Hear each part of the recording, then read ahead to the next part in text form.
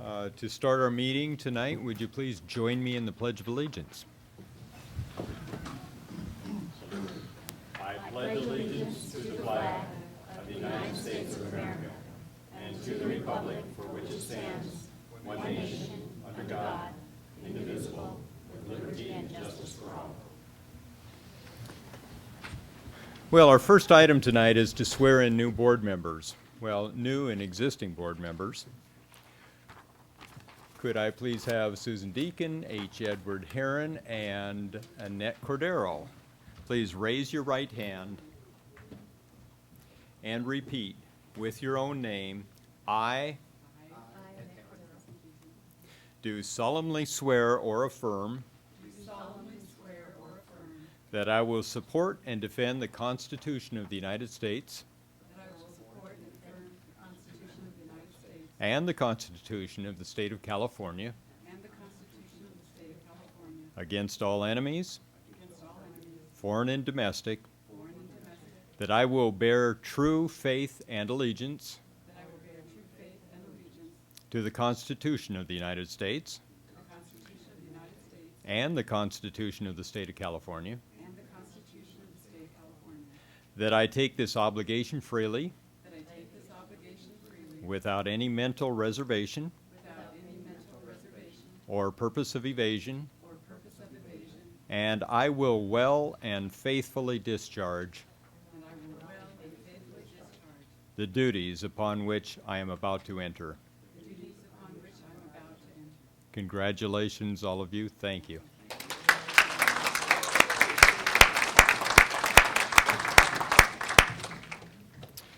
We have Spanish translation tonight. Vivian Rodriguez, would you please come forward and introduce yourself?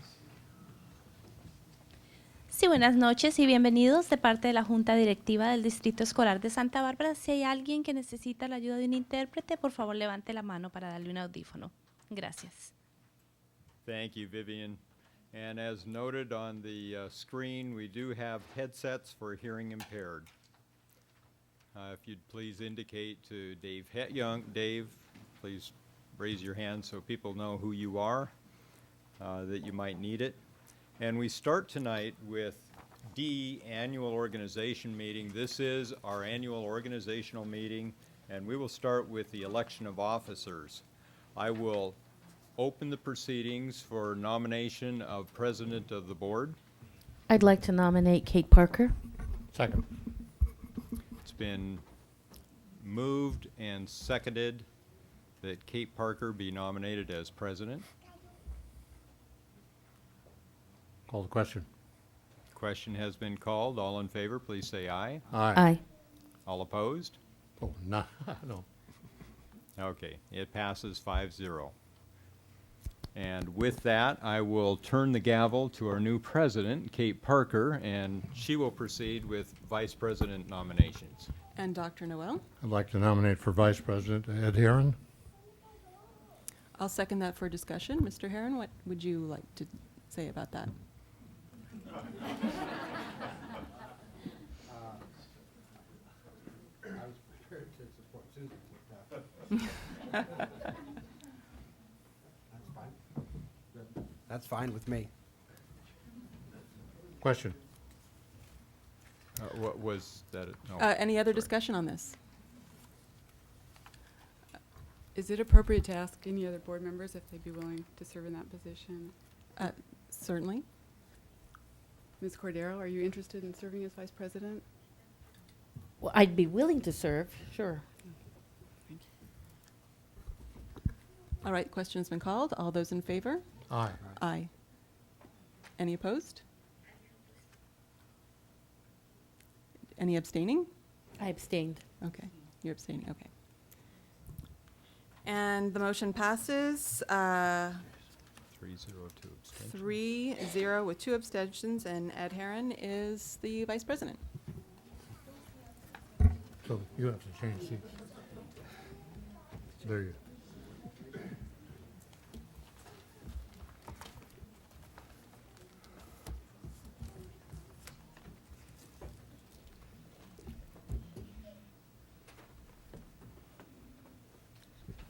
Okay.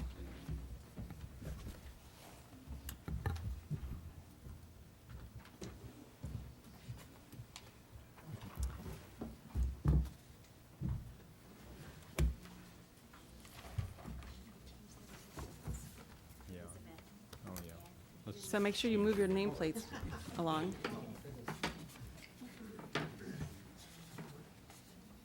All right, next you're going to do the appointment of a representative and an alternate to elect members of the Santa Barbara County School District Organization. I'm sorry, my mic wasn't on, but if you could hear that. Who is the current representative? Well, I currently sit on that committee as a member of the committee. So I have been also serving as a representative from the board. And are you willing to continue to do that? Sure, I was just elected vice president, so I will be on that committee for a few more years. And I do not know who the alternate was. Do we have a record of it? Was it? I do not know. Okay. Is there a member that's willing to be the alternate? I'd be willing to be the alternate. Okay.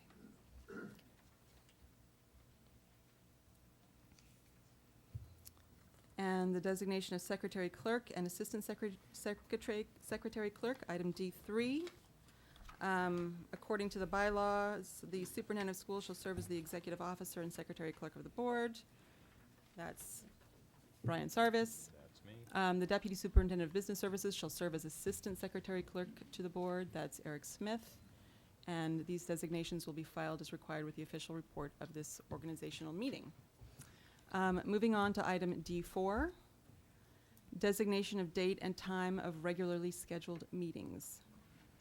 Normally it's been the second, fourth, and fifth Tuesdays of each calendar month, commencing at 7 p.m.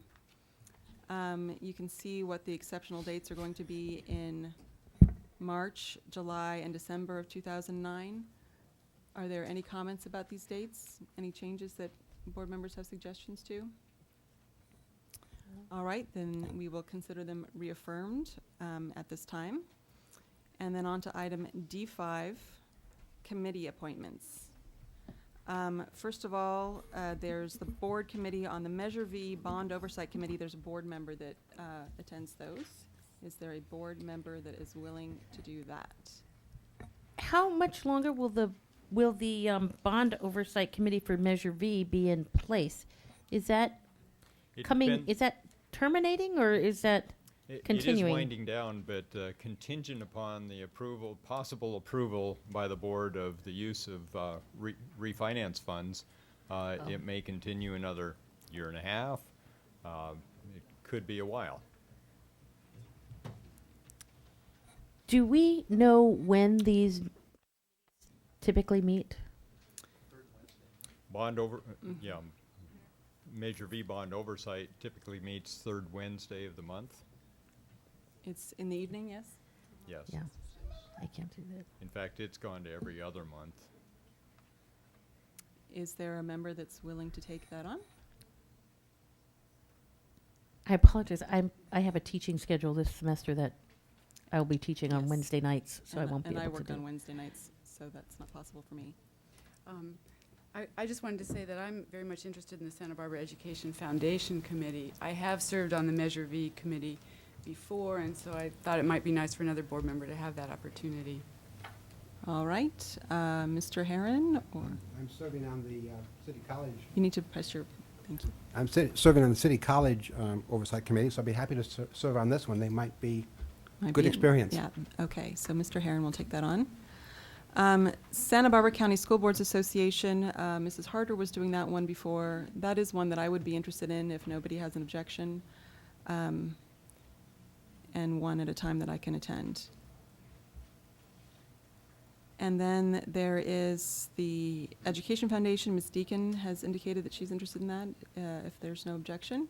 I'm sorry, I didn't hear you. It's for the Education Foundation. Right. Mrs. Deacon has said Yeah. that she'd be willing to do that one. Next up is the City of Santa Barbara Armory Committee, and Dr. Noel, I believe that you serve on that. Yeah, Would- I'd be happy to continue. Continue.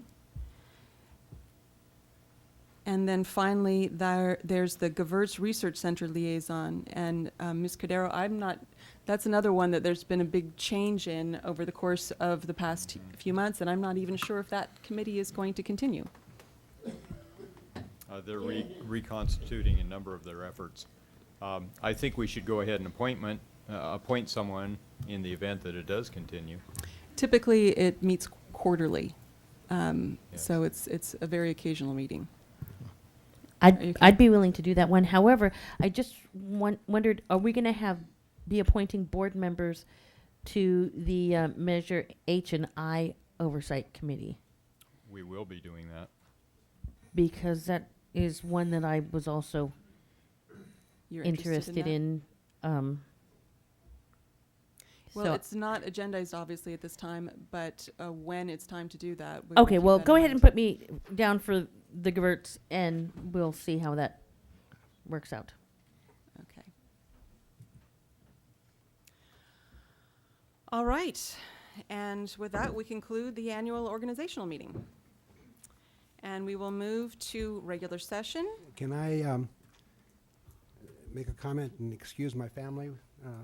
They don't have to sit through the, You may want to wait just Okay. 2 more minutes. okay, will do.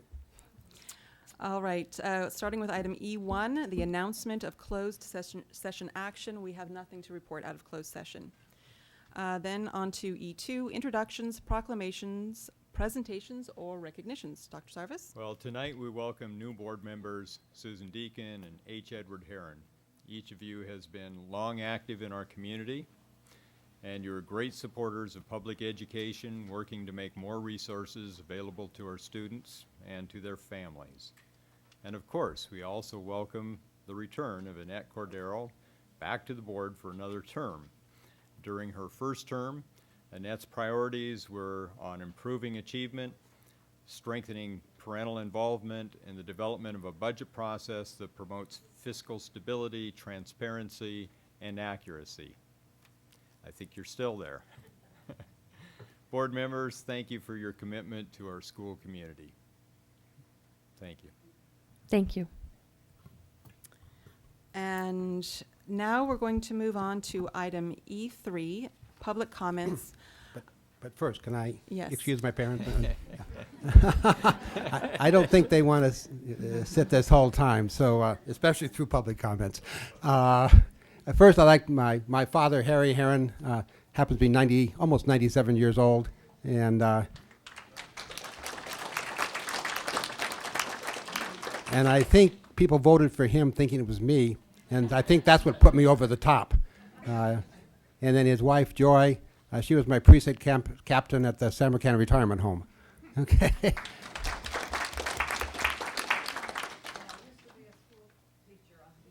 Yes.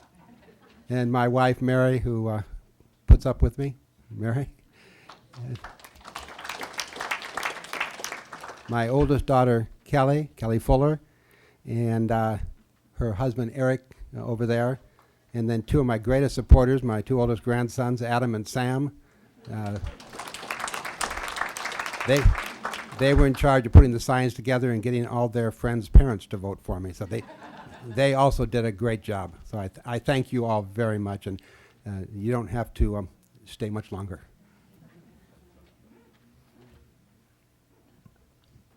Yes, okay, Ms. Deacon.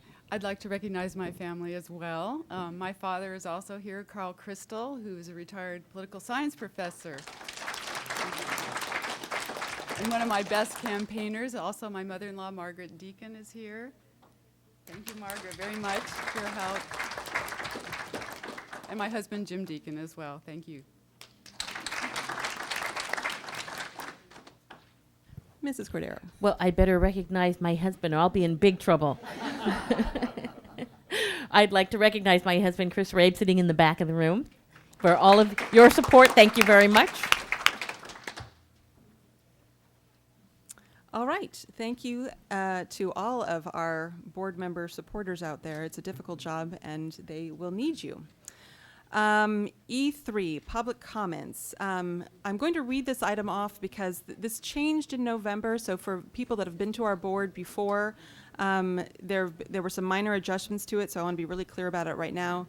During this time, the board president will acknowledge requests to speak on the consent agenda, other listed agenda topics. So that means if you want to put in a speaker slip right now on the Pledge of Allegiance or the superintendent's report or acceptance of donations, now is the time to do it. And then topics not on the agenda but within the subject matter jurisdiction of the board. So general public comments at this time also. So those should be in at this time. We're now going to close the public comment section, and we'll see how many do we have, Mr. Herron?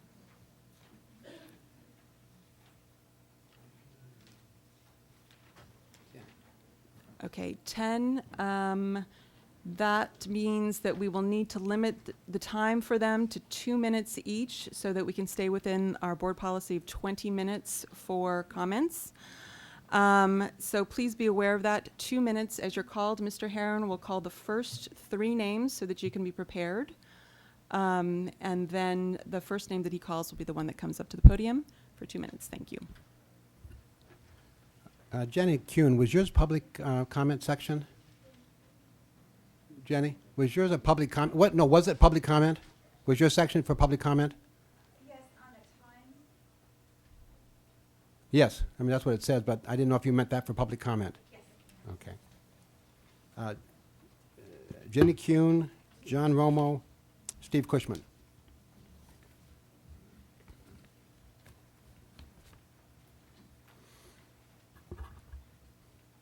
Thank you. So I'm just requesting that next time we do special ed on the agenda, that we do it earlier. It's really hard to get here at 10 o'clock or to participate at 10 o'clock at night with kids at home. So I'm assuming this is going to be ongoing for a while. So if you wouldn't mind putting it on the agenda item earlier, I'd appreciate it. The other thing is I have a few statements about the special ed proposal from Brian. Thank you for putting that out. So I'll just leave them with you because I know it's not appropriate to speak on it now. So anyways, thank you very much. John Romo. Thank you. Followed by Steve Cushman. Thank you. I am John Romo, and I'm the recent president emeritus of Santa Barbara City College. I'm here today to speak briefly to the board as a 40-year resident of Santa Barbara and a parent of 2 sons who went through Santa Barbara schools many years ago. But I felt compelled to come and make a few comments to you as board members because of recent information I have been reading and hearing about in our community, and comments of which have distressed me greatly. I wanted to speak in support on a personal level and on a professional level of Dr. Sarvis's tenure as superintendent of the Santa Barbara School Districts. I have lived, as I mentioned in this, my wife and I, Mary, have lived in this community for 40 years. We've been engaged with the school district off and on over those years, and in the years that I have worked with and gotten to know Dr. Sarvis, I have found him to be a wonderful human being. And in terms of the work that I know you are also deeply engaged in, a truly strong, dynamic educational leader in our community. I want to just comment a little bit on a special quality of Dr. Sarvis that I appreciate so much, and that I appreciated very much in my position at Santa Barbara City College, and that is Brian's true understanding of the cultural, About 30 seconds. thank you, dynamic of collaboration in this community. Dr. Sarvis, I want you to know under his leadership, our partnership with Santa Barbara City College has received statewide and national recognition for our dual enrollment program, our academies, our middle college, which has literally, I have letters in my file, saved children's lives. And the strength of those programs and many others could not have really been achieved without leadership from the top. And I just felt compelled again to come and share some of these observations with you. And I wish you the best, new board members and all board members and Dr. Sarvis, as you go forward during these very difficult months ahead with the crisis that we're in California. But I have confidence with the board and with Dr. Sarvis's leadership that Santa Barbara School District will weather through this time, this period. Thank you.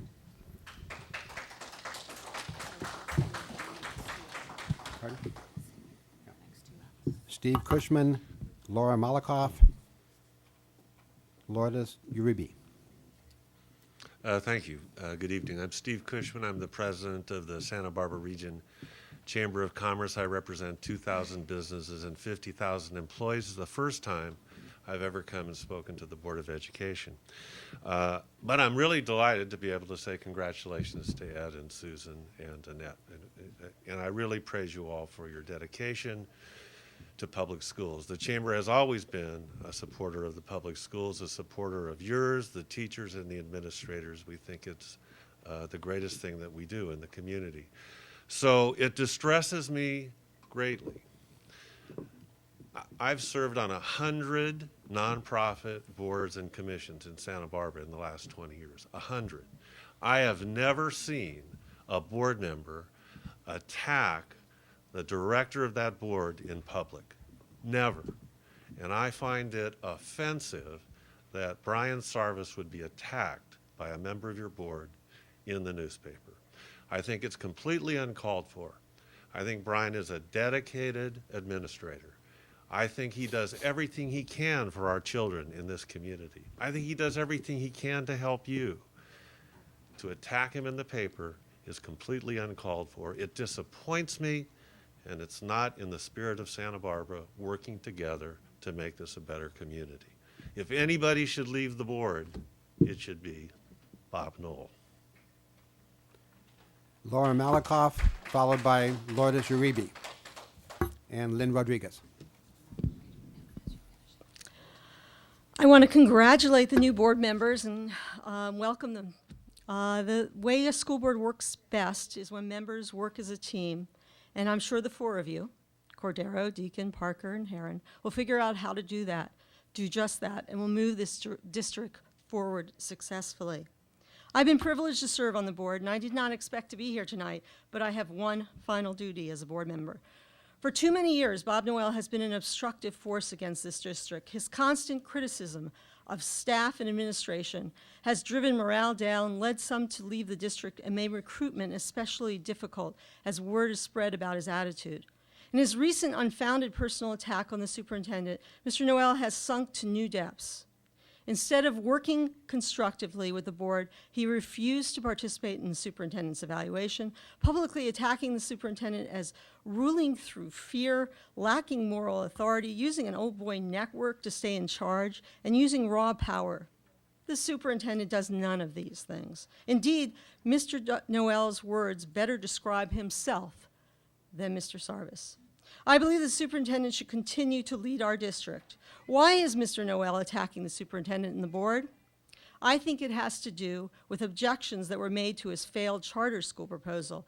He thinks of himself as an educational professional. He is not. His charter school proposal was so flawed he was forced to withdraw it by the State Advisory Commission on Charter Schools, which was by all knowledgeable observers is viewed as being very pro-charter. Mr. Noel's divisiveness has been continuous and costly. First, his public actions caused a Brown Act lawsuit that needlessly caused the district money. He says transparency is important, but he secretly applied for charter funding without alerting the district. 3, he does not visit schools and consumes administrative staff time with endless information demands. 4, he refuses to negotiate and work toward effective solutions. Can you wrap it up? Rather, I'll skip down to the very last part here. I had a whole list of 7. I am so concerned that I would be willing to work to recall Mr. Noel. I hesitate because it'll cost the district much needed funds. However, if Noel continues to cost this district in money, energy, and time, a recall would be best for the district. The vast majorities want what's best for our schools and will support an effort to remove Noel from office. Thank you. Lourdes Uribe, Lynn Rodriguez, Nestor Hernandez.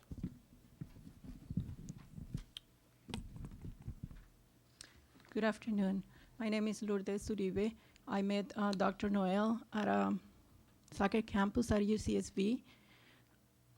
He came to soccer games 4 years ago. He was talking to a little girl who was asking him, what do I need to do to get rid of my principal? He was a 6-year-old girl. I totally forgot what I was going to ask Dr. Noel. I remember saying if 3 of us board members, can vote on that. And he talked to this girl about her problems with her principal. I'm here today, Dr. Noel, to express my gratitude and my appreciation. I never thought I was going to see the day when somebody with authority will come and say, and express, in English of course, the feelings of my heart. I put a complaint with the school, with the California Department of Education, when my little boy, with my son was not doing good at school. And I received a letter from some attorneys that I didn't thoroughly understand, but our superintendent, Dr. Sarvis, Brian Sarvis, had contract attorneys to fight my complaint. He got the signatures of his secretary and of Joanne Pulley. 30 seconds. Joanne Pulley to say that they never knew that my son had problems. I totally lost confidence in my ability to get services for my kids. I don't have the money or the resources to get services for my kids. Thank you for being willing to get your feet wet. I don't know what the expression means, but Ruth Green used to use it a lot. Thank you for being willing to get your feet wet and for fight for what is right. I have tons of information about the dealings of special education in this district, and I have base, for one of those millions of civil lawsuits, but I don't Thank you. believe in making money Thank you very that much. way. Thank you. Thank you. We appreciate your involvement. Lynn Rodriguez, Nestor Hernandez, Paul Didier. Good evening, members of the board. In particular, welcome to the new members of the board. I'm here tonight to address you regarding the recent opinion piece in the news press on Sunday. The Santa Barbara School District and its superintendent are once again under attack from Bob Noel. These periodic outbursts have been a hallmark of Mr. Noel's long tenure on the board. What prompts these periodic attacks is unknown, but they are all too familiar aspect of his record. Whatever the reason behind his diatribes, they do not serve the best interests of children in this district. Effective leadership and bringing about needed change is all about collaboration and sense of purpose. Being the lone wolf on the board may be gratifying to Mr. Noel, but it has a destructive quality that is hurting our institutions and children. This time, Mr. Noel has asked for the resignation of the superintendent, claiming that the tipping point is the current situation in the special education department. It is one thing to criticize the superintendent and the board for problems facing the district, but it is another thing altogether to launch a character assault against Mr. Sarvis. Mr. Noel's description of the superintendent's management style completely misses the mark, and he is clearly out of touch. Through years of personal observation at innumerable meetings, Brian is consistently a kind, compassionate, and professional individual who is a good listener and always and embraces new ideas.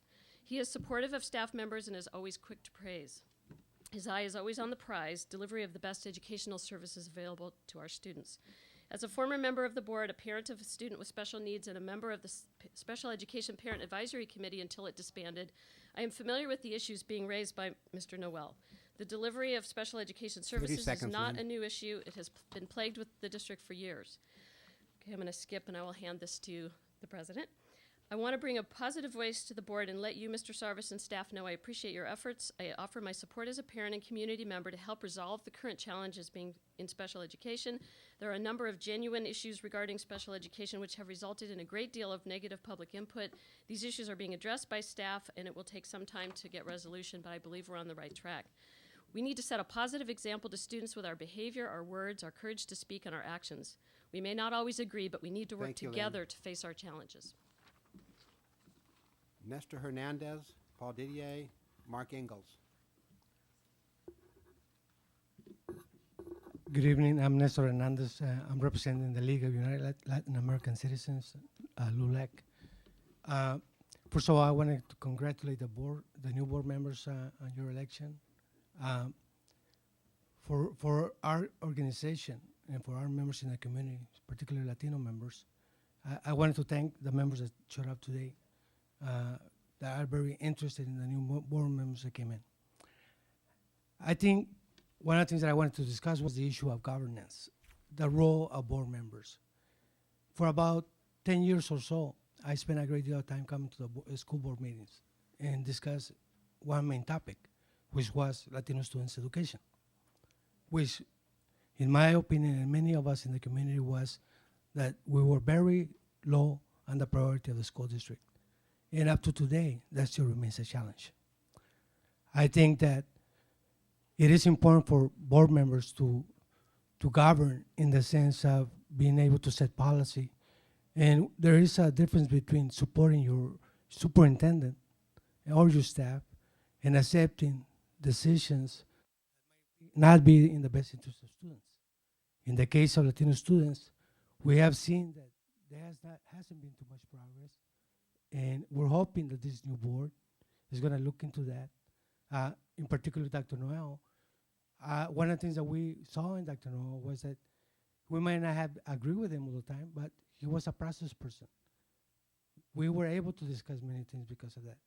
I do encourage Dr. 20 seconds. Dr. Sarvis to renew our discussions that we had in the past. We spent 5 years sitting down with the district, and we stopped because we basically, at the end, realized that we were going over and that we didn't believe the district was committed to making any changes.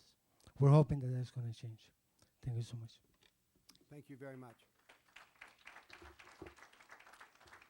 Paul Didier, Mark Ingalls, Derek Eichelberger. Thank you. I'm president of United Way of Santa Barbara County. I wanted to share a unique perspective with all of you. I don't know all of you, nor have I worked with all of you, but I've worked for 35 years in this community. I've worked closely, personally, with every superintendent for the past 35 years. Some would call that an opportunity. Some would use other words to describe that, positive and negative. I can tell you in those 35 years, no superintendent has been universally loved regardless of whatever the conditions or situations are. But what I can tell you is that in working with every single one of those superintendents, I've never worked with anyone more committed, more focused on the children's success and results, and more open to participating and working with the community at large.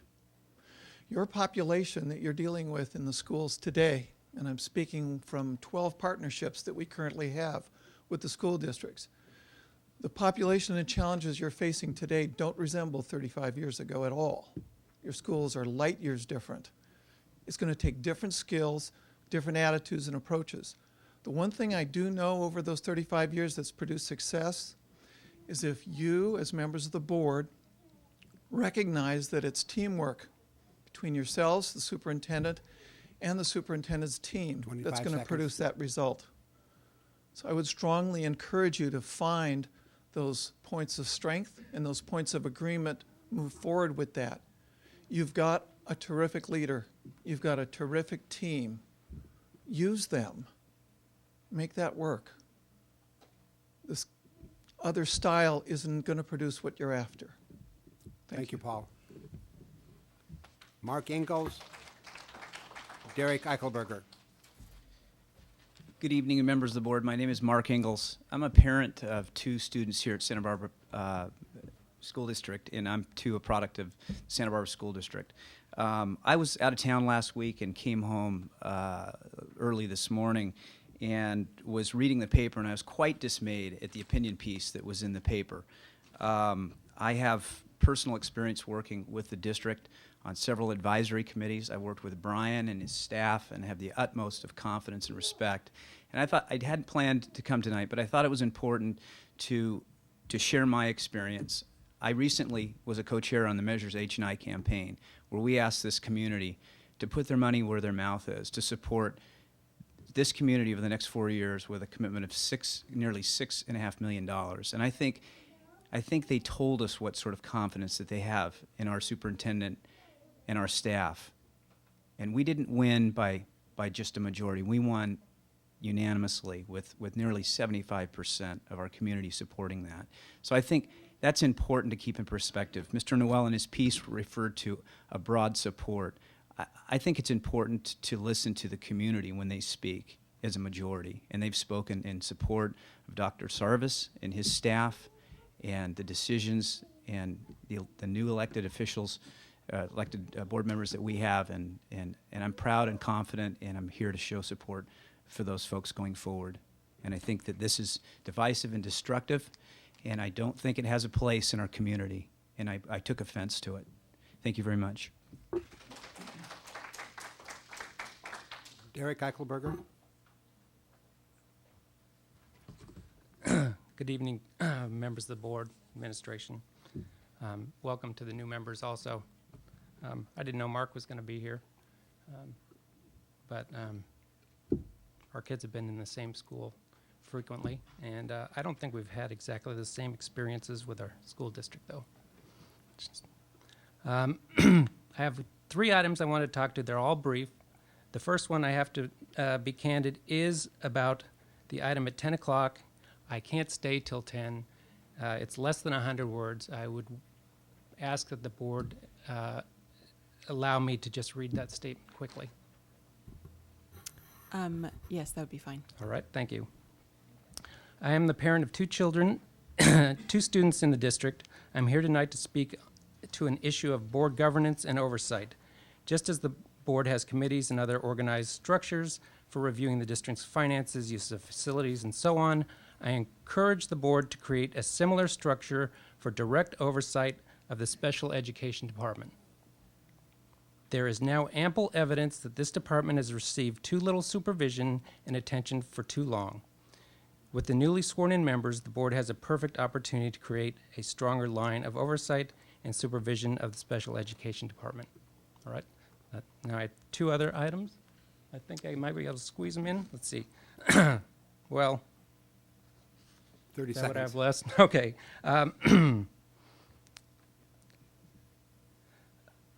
I have served on the Santa Barbara Architectural Board of Review for 8 years, and as an owner of a Santa Barbara business, I am frequently in attendance for various board and agency reviews in our area. No other board that I have seen or know of that institutes a time limit on public comment. 20 minutes of public comment, particularly when it's an item of concern to community at large, is inadequate. I'd ask you to please reconsider. Also, I won't read this, but televised meetings, they need to be live. It's not fair to the community. They need to know what you guys are doing in real time, and I'd ask you to reconsider that. Thank you. Thank you.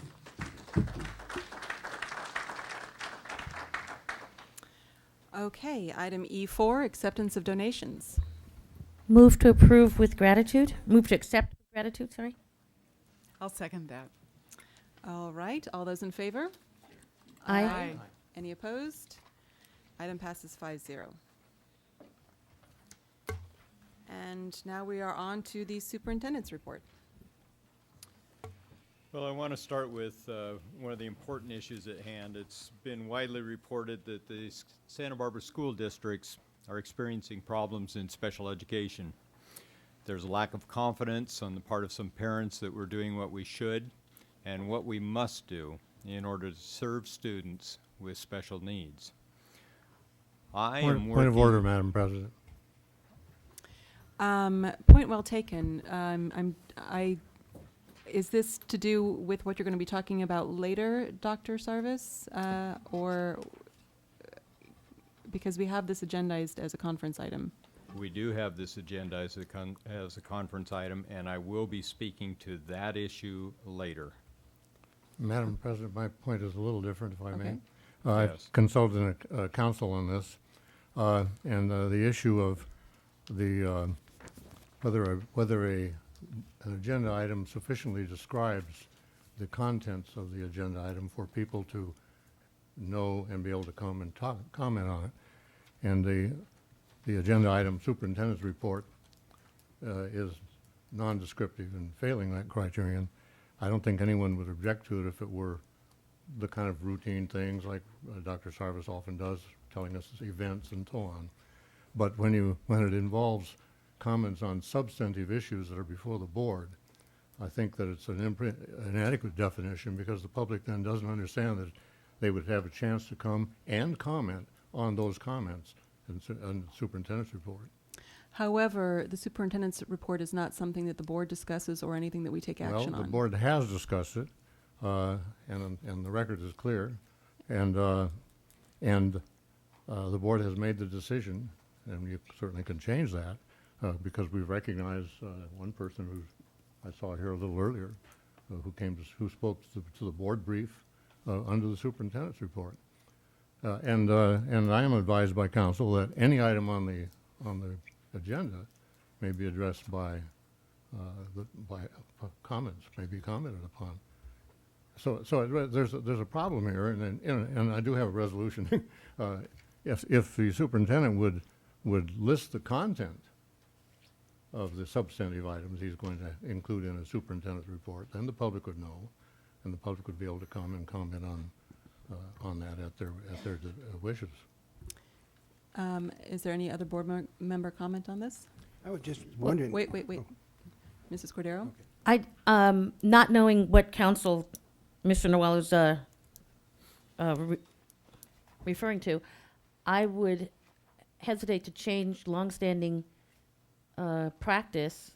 Certainly, it's been the practice, I think, the entire time that you've been on the board, Dr. Noel, without hearing from our council. And so for tonight and maybe into the future, depending on what our council suggests, I would want to leave it the way it is and not make any changes tonight. And Mr. Herron?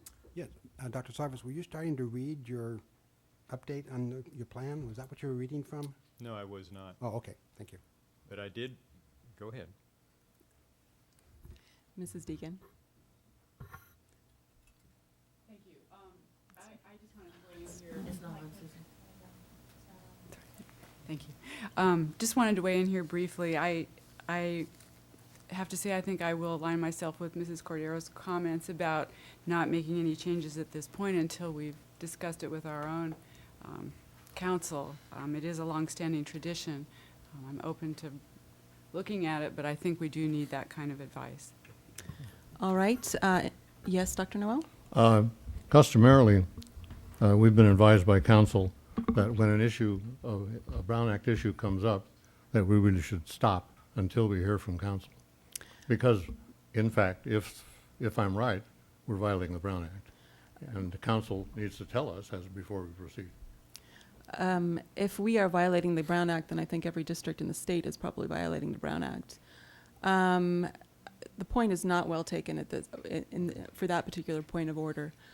I do agree that it's something that we can look at, but as longstanding practice, because this is not something that that the board discusses or that the board takes action on, then we will wait to hear further from our council in the future. But in the meantime, May I have some input into that? on whether or not we hear from council. I have reviewed my comments in advance with Mr. Price, and he told me these are appropriate under the superintendent's report. All right. Let me say that under board policies, and I wish I don't have the paper with me, but I wish, but under existing board policies, board members may comment at any time. Board members may make on comments that others have made, and I will exercise that right when the superintendent's finished. Thank you. I just want to be clear here that board members may make brief comments and there may not be discussion. And that becomes an issue if only one member has the opportunity to make comments when other members may Clearly, Madam weigh in. President, we're at an impasse here about what the law says, and I think that it just doesn't make sense to proceed until there's a clarification of the law. It seems I read board. I've read. Dr. Noel. I read board policies, and I read the education code. Pardon me, the government code, the Brown Act, and it's very clear. And I've consulted counsel. Now, I didn't have time, but if you like, I can bring my counsel here to make these arguments for me because he will do so much better than I can. But I think that we don't need to go make this adversarial. That we need to. I'm surprised Mr. Price isn't here or Mr. Rogers to resolve this issue right now. Mr. Price will be here later in the evening. Mrs. Cordero? Yeah, I think Then Mr. perhaps Price. we should postpone this until later in the evening. I think Mr. Price made that clear in our closed session. But I'm concerned because I think we're extending something that many people were speaking about tonight into our meeting, which is, I'm finding very frustrating. This has been the practice for the entire time that you have been on the board. It's been the practice for the entire time that I've been on the board. It seems to me unreasonable now that there is a personal conflict going on to challenge the practice that has satisfied all of us for several years. And I think it's, again, disrupting our ability to move forward with our meeting. This is a very commonplace practice. We've been doing it all along, and I'm finding it frustrating if your personal disagreements are going to cause us to have to reconsider every single thing we do in our meeting. We can't even get through the sort of prefatory material to get into our actual meeting without having to have this conflict. I find that very frustrating. I hope that we can just move on with current practice, and if there's concerns about that, we can take it to our attorney and let that be resolved. Thank you. Madam Dr. Noel. Madam President, I rise to a point of personal privilege. Okay? Mrs. Cordero insists on making these things personal. This is nothing personal. You may not like me, Mrs. Cordero. That may be your personal feeling. I don't express my feelings about you. I talk about issues. And the issue right now has to do with whether the superintendent can make comments on an agendized item and whether a board member has the right to comment on it, ask questions on it, and other things that are provided for in the law and in the board policies. Now, that's not a personal issue. That is a procedural issue, and it goes to the heart of the democratic process in local boards and in governance. All right? I think that you owe me and you owe the public an apology for personalizing what is in fact an important issue of governance. Well, I would be willing to... Mrs. Cordero, you have not been recognized by the Okay, chair at this sorry. time, and the fact is Dr. Noel made a point of order. The point is not well taken, and we will move on with the superintendent's report.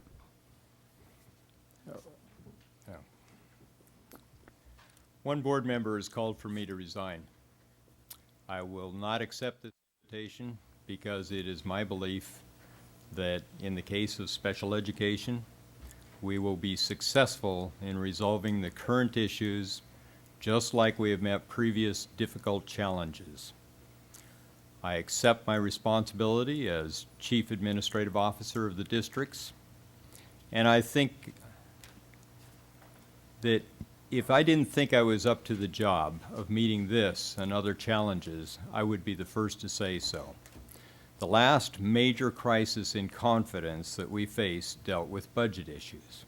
In response to that situation, I took a number of immediate steps to identify the problems and move quickly to resolve them, including the recruitment of Eric Smith, who is now our Deputy Superintendent.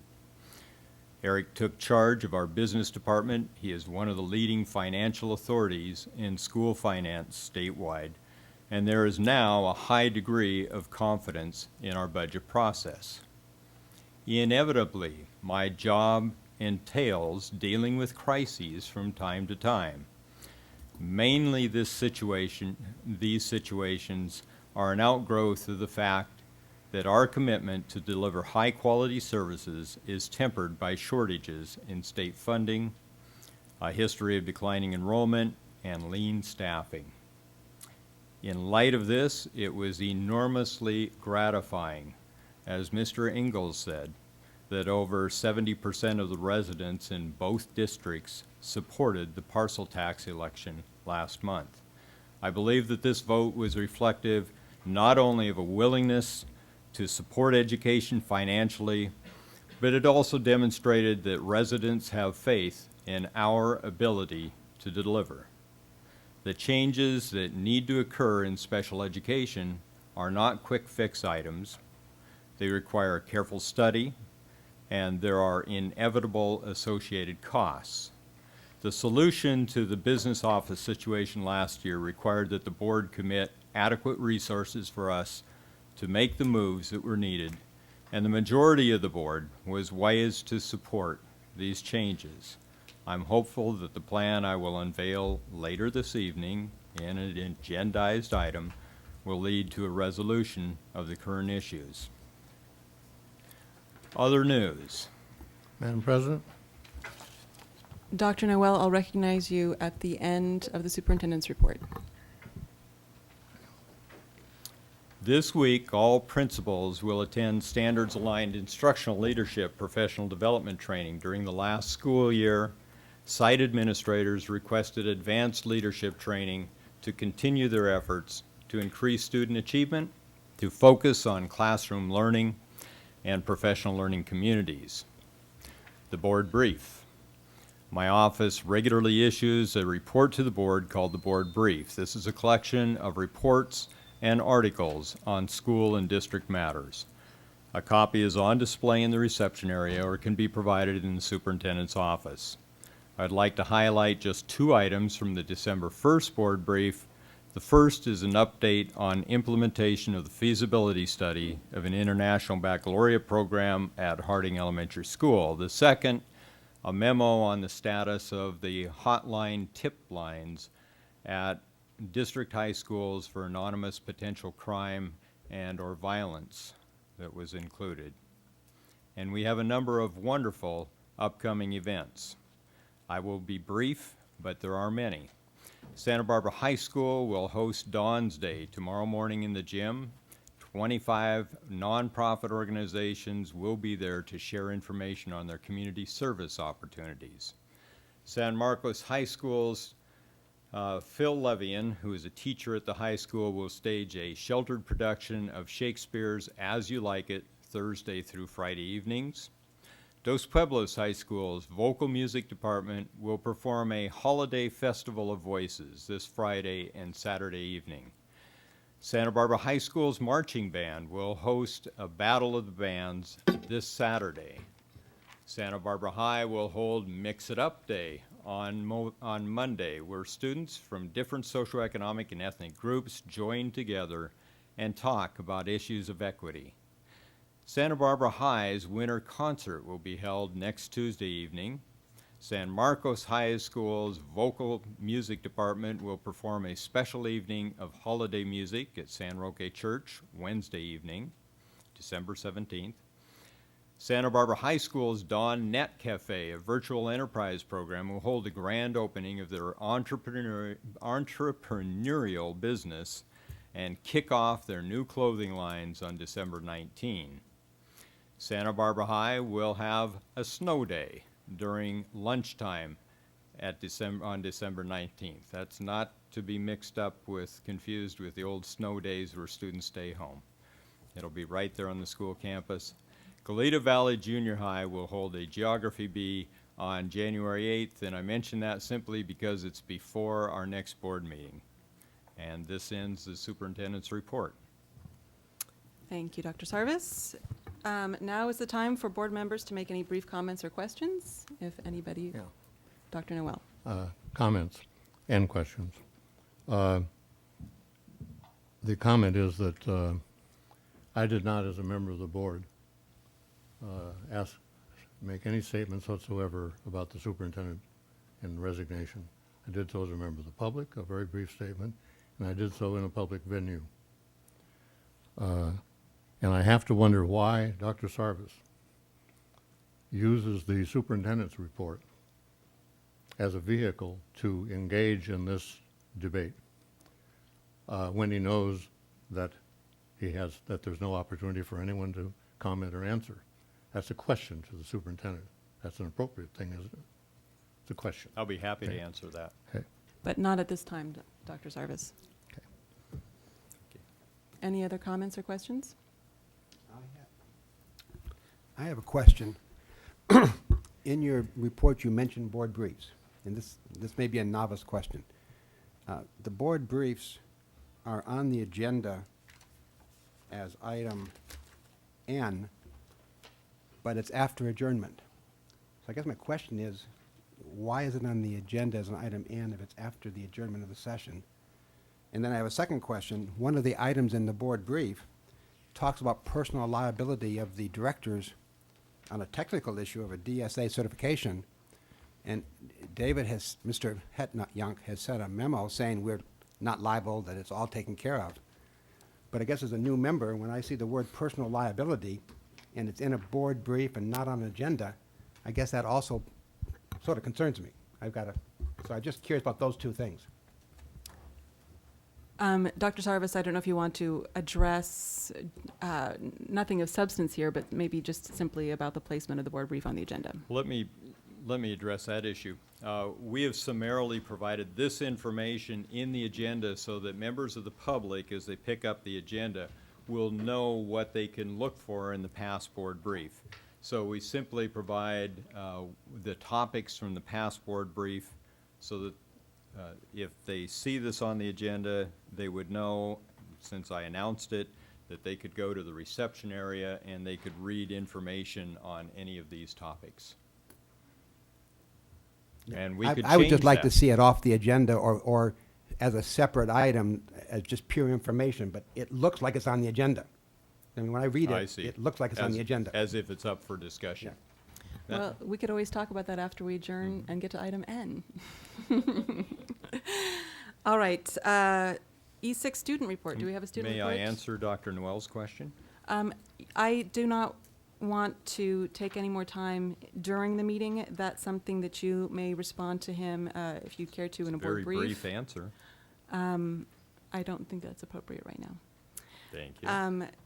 Student report. We do Yes. have. Is this Greg Cruz? Yes. Greg Cruz from Dos Pueblos High School. Go Chargers.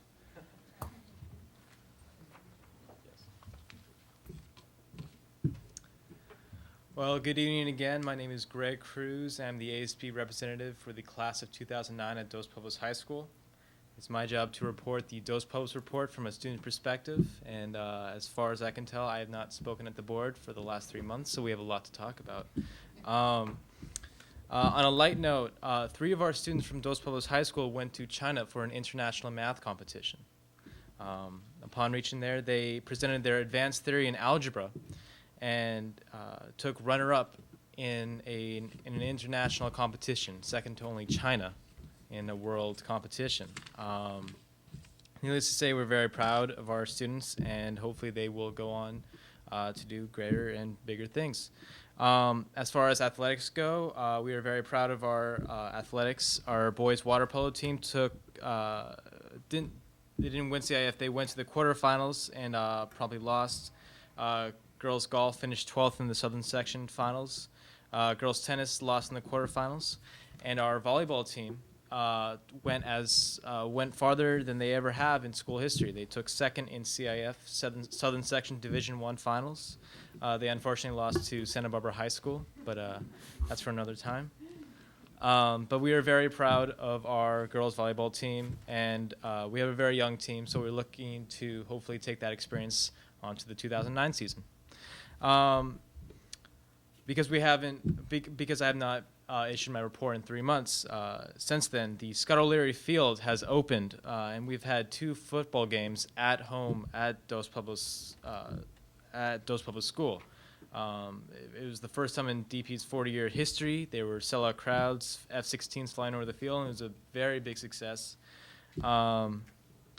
And we were hoping to get major games such as San Marcos or Santa Barbara home games next year. As for homecoming was on November 10th. We celebrated the week with Leadership Staging Dress-Up Week, which lasted all the way up to the homecoming day on November 10th. Our November 9th homecoming game did not go as well as we planned. We played against St. Bonaventure, and fortunately they are a very good, nationally ranked team. The holiday season has really made DP students and the leadership team alike give back. We've had the food drive, the toy drive, and the blood drive running this month. The food drive, which lasts all the way up to December 19th, gives cans and different various food to the food bank and the Council of Christmas Cheer. The Choi Drive, which is the same thing going around to December 19th, is given to the Council of Christmas Cheer and local elementary schools. And the Blood Drive, which took place on November 20th, saw its largest turnout in school history. Our virtual enterprise program, which is new to Dos Pueblos this year, is going off to a huge success. We have a student of ours named Anthony Turk, who is the CEO of a company called Green Inc. It is an eco-friendly company seeking to sell products that are reusable. Such reusable items are reusable bags, eco-friendly clothing, and water bottles. If you want to find out more about this student-run company, it can be found on greeninc.ve.com. As for our presentations for November and December, we had The Visit, a play held in November. It was DP's fall performance and it went out to outstanding success. It was one of the first real plays we got to use on our new Performing Arts Center, which was great. Holiday Package is going to run from December 15th to the 19th. It is a student-written, student-directed, student-produced skit presentation, and it really relies all on student intuition and student creativity. And finally, as Mr. Sarvis already mentioned, we have a jazz choir performance going on next Friday and Saturday. Finally, on the last note, our engineering team is entering their 4th year in the DP program. Within the first 3 years, our teacher, Amir, how do you pronounce it? Abir Shabir? Shayir. Yeah. He has led our team to an outstanding success. Within the last year, our team went to the top 16 in the nation, or was in the top 16 in the nation. This is a outstanding success, especially how we are such a new program, and we are looking to hopefully take that success to this year. And that is it. That is my student report. Thank you so much.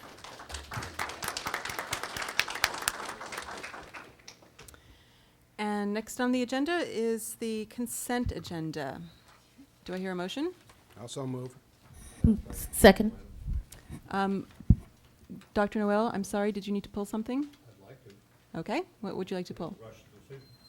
I'd like to pull F5 and F10. Mrs. Deacon? Mrs. Parker, I'd like to pull F14, please. 14. All right, so we've pulled F5, F10, F14. Move approval of the balance. Second. All those in favor? Aye. Any opposed? Carries 5-0. And next is our action agenda, item G1, certification of first interim budget for 2008-2009. Each year before mid-December, we're required to review our budget, the budget that was adopted in June, and to show the board any corrections and what we anticipate in the changes in that budget. Tonight is the first interim budget presentation, and making the presentation will be Eric Smith, the Deputy Superintendent, and Meg Jete, who is our Director of Fiscal Services. Thank you, Dr. Sarvis. Each year, the board is required to approve and certify 2 interim financial reports. The first interim is a snapshot as of October 31st of each year and must be presented and approved to the board prior to December 15th of that year. The second interim financial report is a snapshot of our current financial situation as of January 31st, and it must be presented to the board no later than March 15th of that fiscal year. In each financial interim report, the board is asked to certify either positive, qualified, or negative.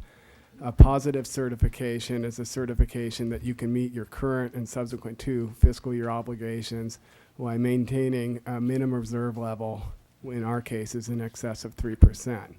A qualified certification is there's some question about whether you can meet your fiscal year obligations both for the current and subsequent 2 years and maintain that reserve level. And a negative certification is that you can absolutely not meet that threshold. In our particular case, as you see, we're going to be able to certify positive.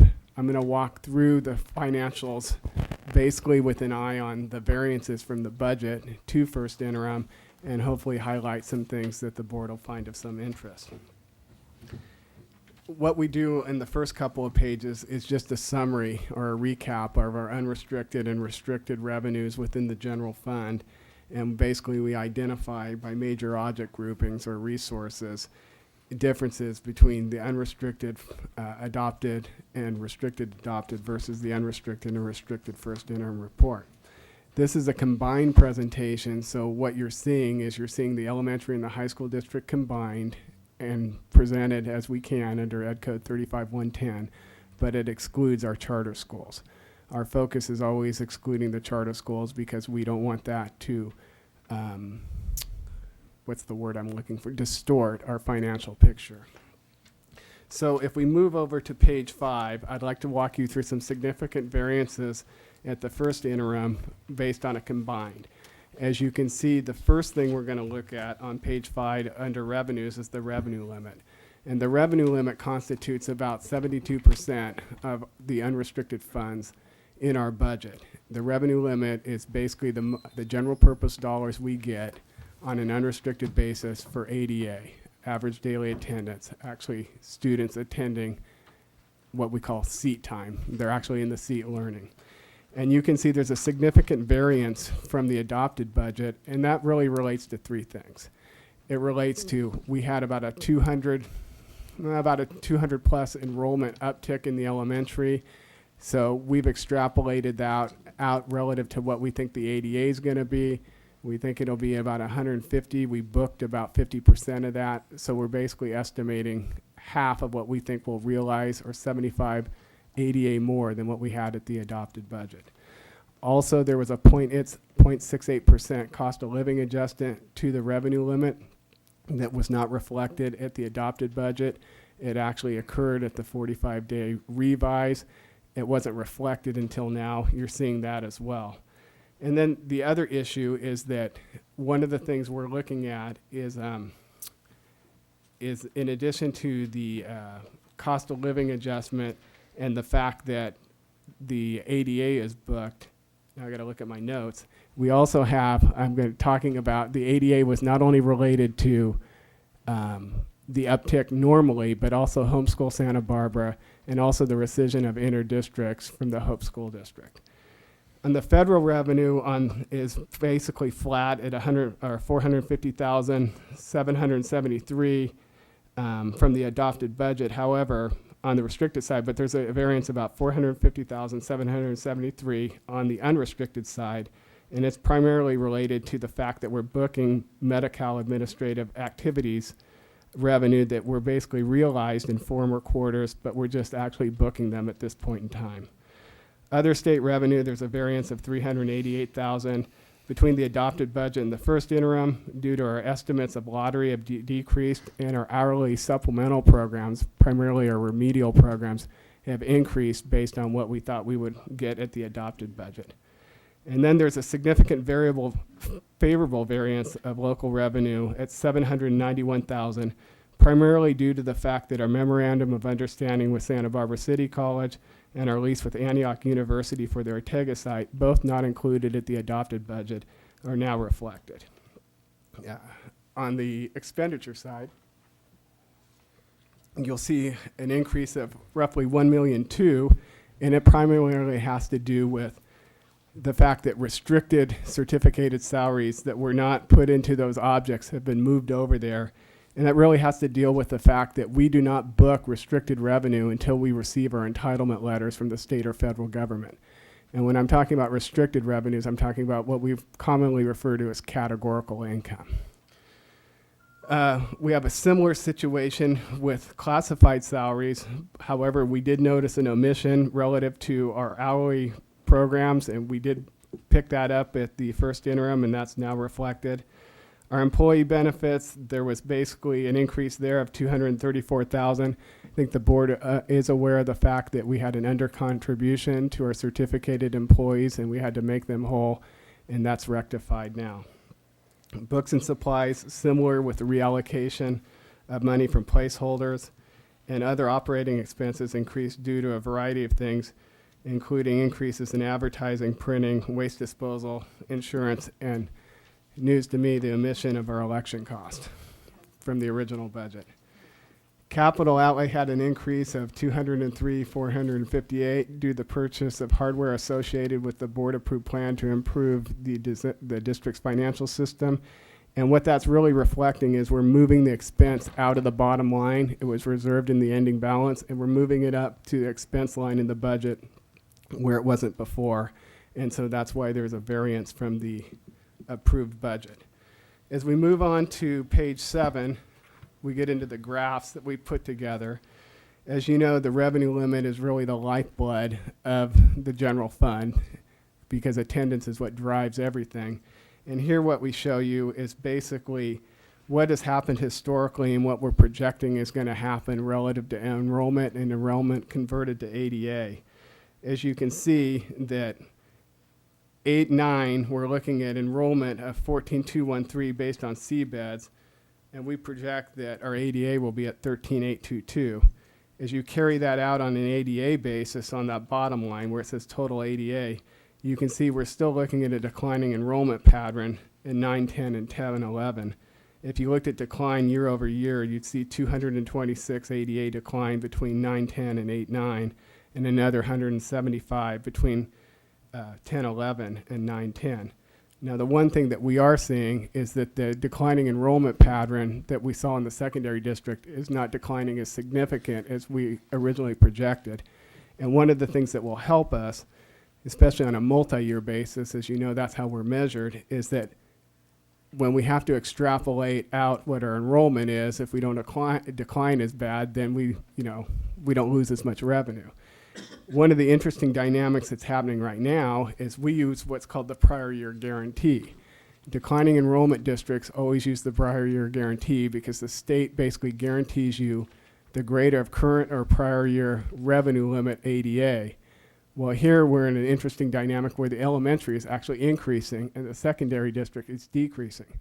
So probably the first time in several years, we're only going to be using the prior year guarantee in one district and not the other.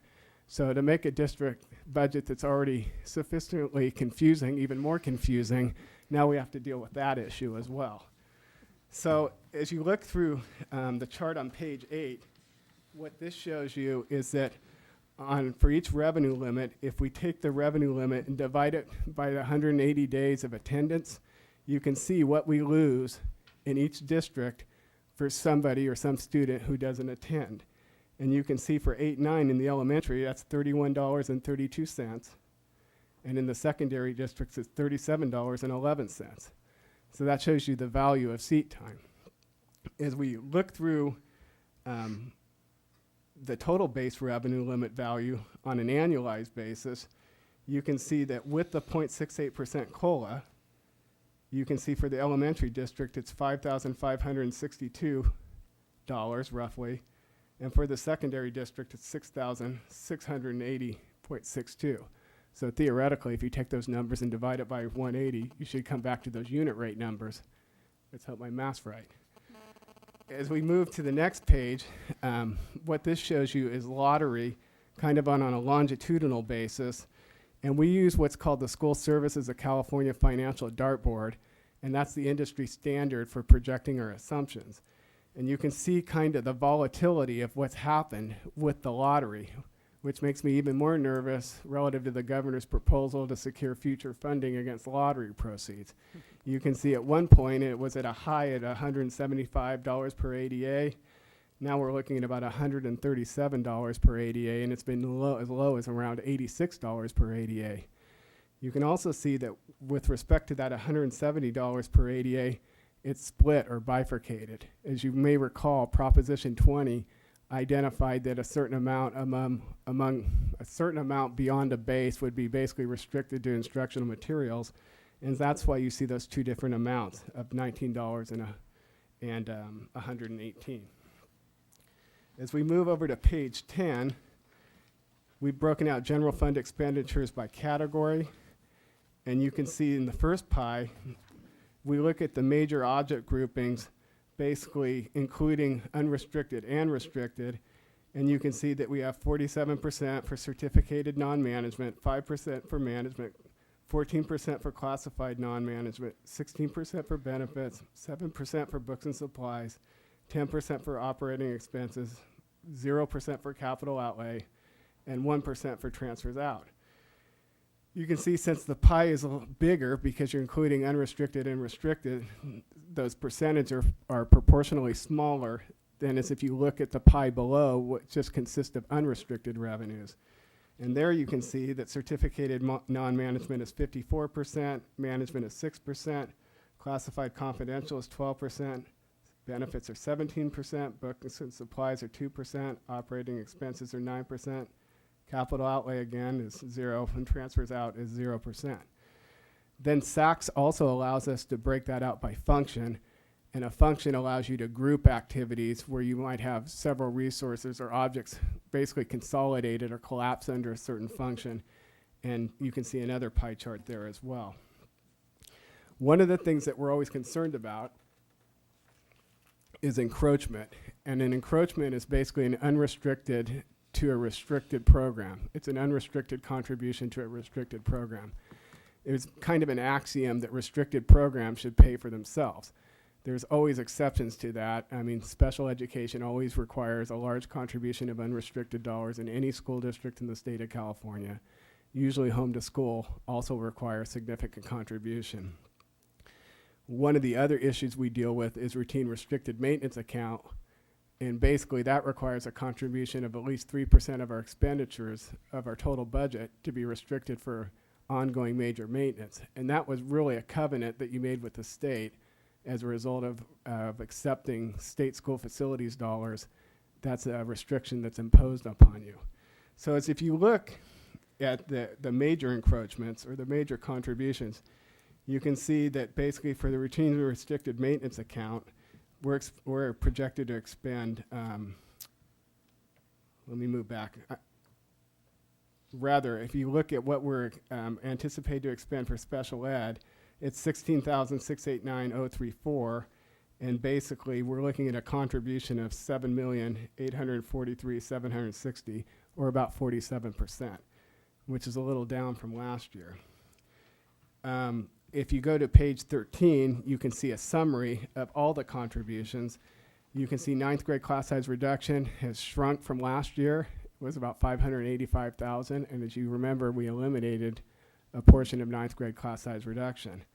K3 class size reduction is there, but that's really a misnomer because K3 class size reduction is unrestricted, so you never see how much it actually cost you. What this shows you is we had some option 1 classes that we had to change to option 2 because of constraints. You have loading requirement constraints, and so we lost funding. And so what we're doing there is showing you that we had to eat that at $132,000 out of the general fund. You can also see that we make contributions to community day school, gate, transportation, both home to school and special ed, and routine restricted maintenance account. You can also see that we make some interfund transfers, and we're making an interfund transfer or contribution between the unrestricted general fund and a restricted fund, the cafeteria fund, in the amount of $322,000. And we always move about $25,000 a year over to our property and liability insurance fund to pay claims. The next chart, 14, shows you the net change in the unrestricted ending balance. And what that shows you is basically whether we have an operational surplus or an operational deficit. And the line that runs through shows you whether we're actually making money or losing money. And you can see longitudinally in 07-08, we made a lot of money. You see that? In 08-09, we're still making money. 9-10, we're treading water. And absent any intervention, 10-11, we're going the other way. The next chart below that basically shows you the growth in the ending balance, which shows you the bifurcation between the unrestricted and restricted side, which the blue bar representing the unrestricted, and then the cap, which is the magenta, being the restricted. As you see, we're projecting that we're going to burn down all our restricted dollars. And we're projecting that for 2 reasons. 1, it's not good practice to hang on to restricted dollars. And 2, we think we're going to get flexibility from the governor and the legislature to basically sweep those funds from the restricted side to the unrestricted side. And I'm only talking about state categoricals, not federal categoricals. So we're anticipating that's going to happen in our projections. And right now, that is a flexibility proposal that's gaining a lot of momentum up in Sacramento. So one of the things we look at is our reserves. And our reserves are really comprised of our unrestricted ending balance. And depending on how you calculate it, it's either 7.58 in Meg's calculation in the SACS report, or 8.58 in Meg's calculation in the SACS report, or 8.66 in my narrative. I don't know. We're almost there. We're pretty darn close. So we're about 8.5%, pushing toward 9%. Last year at this point in time, we were at 4.7%. So I think that's an important milestone. So one of the things we want to do is we want to hold in abeyance basically everything that's in the unrestricted and restricted ending balance until we know what the outcome of the special session on mid-year cuts is going to be. We doubt that we're going to see the $300 per ADA cut to the revenue limit that was originally proposed. We think that there will probably be some programs that were undersubscribed that they sweep money from at the state level. We think there'll be a variety of things. We'll take hits, but we don't think it'll be as draconian as we first thought. But nevertheless, what we're showing you is that basically we don't believe we should commit that ending balance to anything, and we should use it as a buffer. So right now, if you look at our ending balance, we're roughly at about $10 million. And that's just on the unrestricted side. We won't know exactly how much restricted categoricals we have. I mean, basically the proposal's a 2-year issue, so it'll be this year's as well as next year. So it depends how much is spent this year. But at this point in time, we did a couple of things that kind of bolstered the ending balance already this year. As you know, the board took a previous action not to commit the 0.68% COLA, to hold it in abeyance.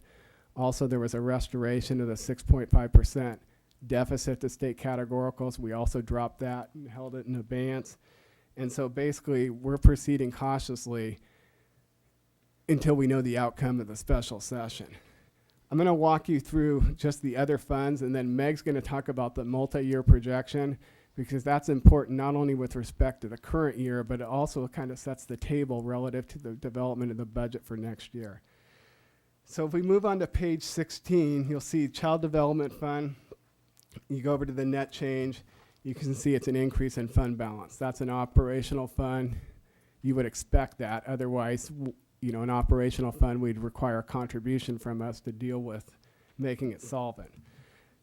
Cafeteria fund, slight increase, but as you know, we're already doing an interfund transfer over there. We're hoping that based on their increased participation and meal reimbursement, that actually they'll do better than we originally projected. When you move through the capital facilities funds, Form 14, which is the deferred maintenance, Form 21, which is a building fund, Form 25, the capital facilities fund, you see negatives there where it says net increase or decrease, and that's typical of building funds where you're actually burning down balances because you're working on projects. I mean, it would be great if you got the same amount of capital facilities money year after year after year like you would in a general fund, but that's not the case. But what it does point out is we're running out of capital facilities dollars, and in a few years, we're going to have an issue there. So most of the other funds are not as exciting.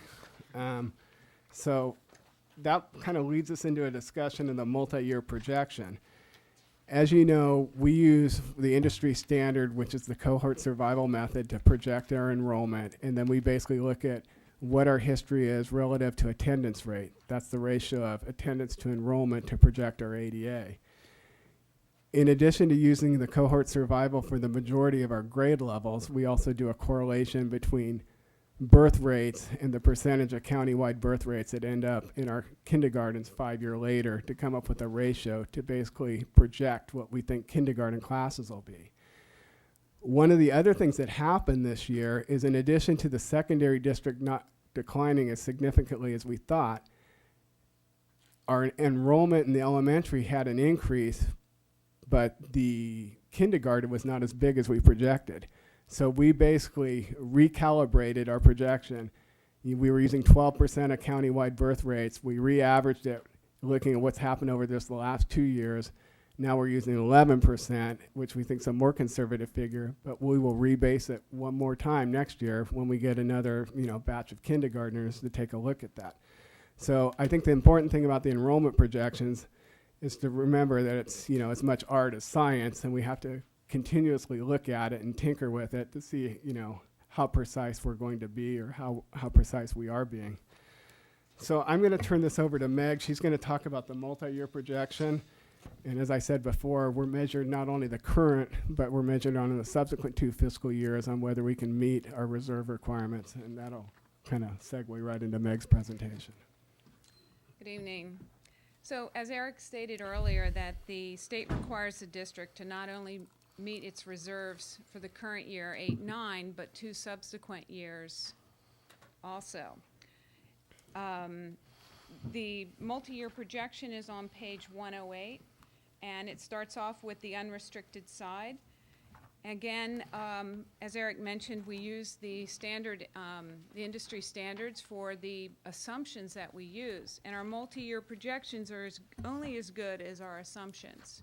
But these are the standards, and they are, our budget will be monitored by the county against these standards that we use for the assumptions. On the first column of the multi-year projection is the current year, 2008-9. Then it's 2009-10 and 2010-11. So as you go through the budget, you see that on 9-10, the standard is a 5.6% COLA for next year. Now this comes out to about 5.4 with us because we have to do a blended revenue limit dollars because we merged the 2 districts. Then we have the attendance, or the ADA, times the base revenue limit, which is the $7,007, and we get 97 million. We also later on down, not much further down, there's a deficit applied to this. So the state will say, hi, we're going to give you 5.6%, but we have to statutorily give you a 5.6 COLA, or some kind of cost of living adjustment, but then they later on take some money back. So therefore, we start out with 98 million and we end up with 88 million. We have a special education transfer in our revenue limit dollars, and that goes over into special education to help with the encroachment. So basically, we're down in the federal revenue area now, and you see the 101,000. That's 2 quarters worth of MAW for 7-8. We budget very conservatively on MAW until we really see the money come in, and then we know for sure we're going to get that money. But anything outside of that, we're not 100% sure. Ms. Jade, may I ask you to just, for our new board members, define MAW? Oh, it's, oh God, Medicare administrative. Medical administrative activities money. It's unrestricted. Medi-Cal reimbursement. As we go down, we see a huge jump from in the other local revenue of 60%. That is the parcel tax of 1.7 million that we're planning on getting for next year. The $13 million contribution is what Eric had described earlier regarding special education, transportation, and other encroachments on the restricted side, on the general fund. So we move down to expenditures. We apply a 1.5% step and column to the certificated salaries. We have a 1.9 FTE attrition that's happening. That's the $147,000. That's a decrease. Then we move into the classified. Again, we have a 1.5% step and column for that. Then as you move down to the employee benefits, books and supplies, services, and other operating, all the other operating expenditures for the unrestricted side, we use the CPI with this regarding the cost that again, this is the standard assumption from School Services of California. So as we get down to the fund balance area, I wanted to point out that again we put the $1.7 million for the parcel tax in a fund balance designation because we know that we have to use that money for arts, music, restoration of the 9th grade CSR. So we just wanted to make sure that that is isolated so we can see it, that it will be used. However, it's not budgeted, of course, in the expenditures. The $3.683 million is our 3% reserve. This reserve has to come out of the unrestricted side of the budget. It cannot be part of the restricted side, and this is the 3% state recommended minimum reserve that we are required to have both in elementary and high school. On the second page, and I guess I should have gone through 1011, but you can follow the same basic situation on 1011. The only thing is different on 1011, we're expecting a 4.81 FTE attrition in 1011. So on the second page of the unrestricted side, I want to point out that, to reiterate what Eric was saying regarding the fund balance, you can see that our fund balance decreases tremendously in 2010-11 by 2.6 million. This is a huge decrease from 8-9. I'm on page 2 of the unrestricted side now. At 8-9, we have a $10 million balance, $10 million balance, and we go to 10-11 and we decrease to 5.4 million. That's a $5 million decrease in 2 years, or a 52% decrease. And I think what that shows you is that we've talked about the compounding effect of doing something or doing nothing. So what that shows you, if you cut 2.5 million, you wouldn't have a $5 million problem in that second year, right, or second subsequent year. So it's always better to be proactive and to preempt something like that from happening. And as we were fond of saying last year, any dollar we save this year counts as $2 next year. So that's really the benefit of using a multi-year projection, is to see how fiscal decisions roll out and basically use that kind of tool to guide you in your decision-making process.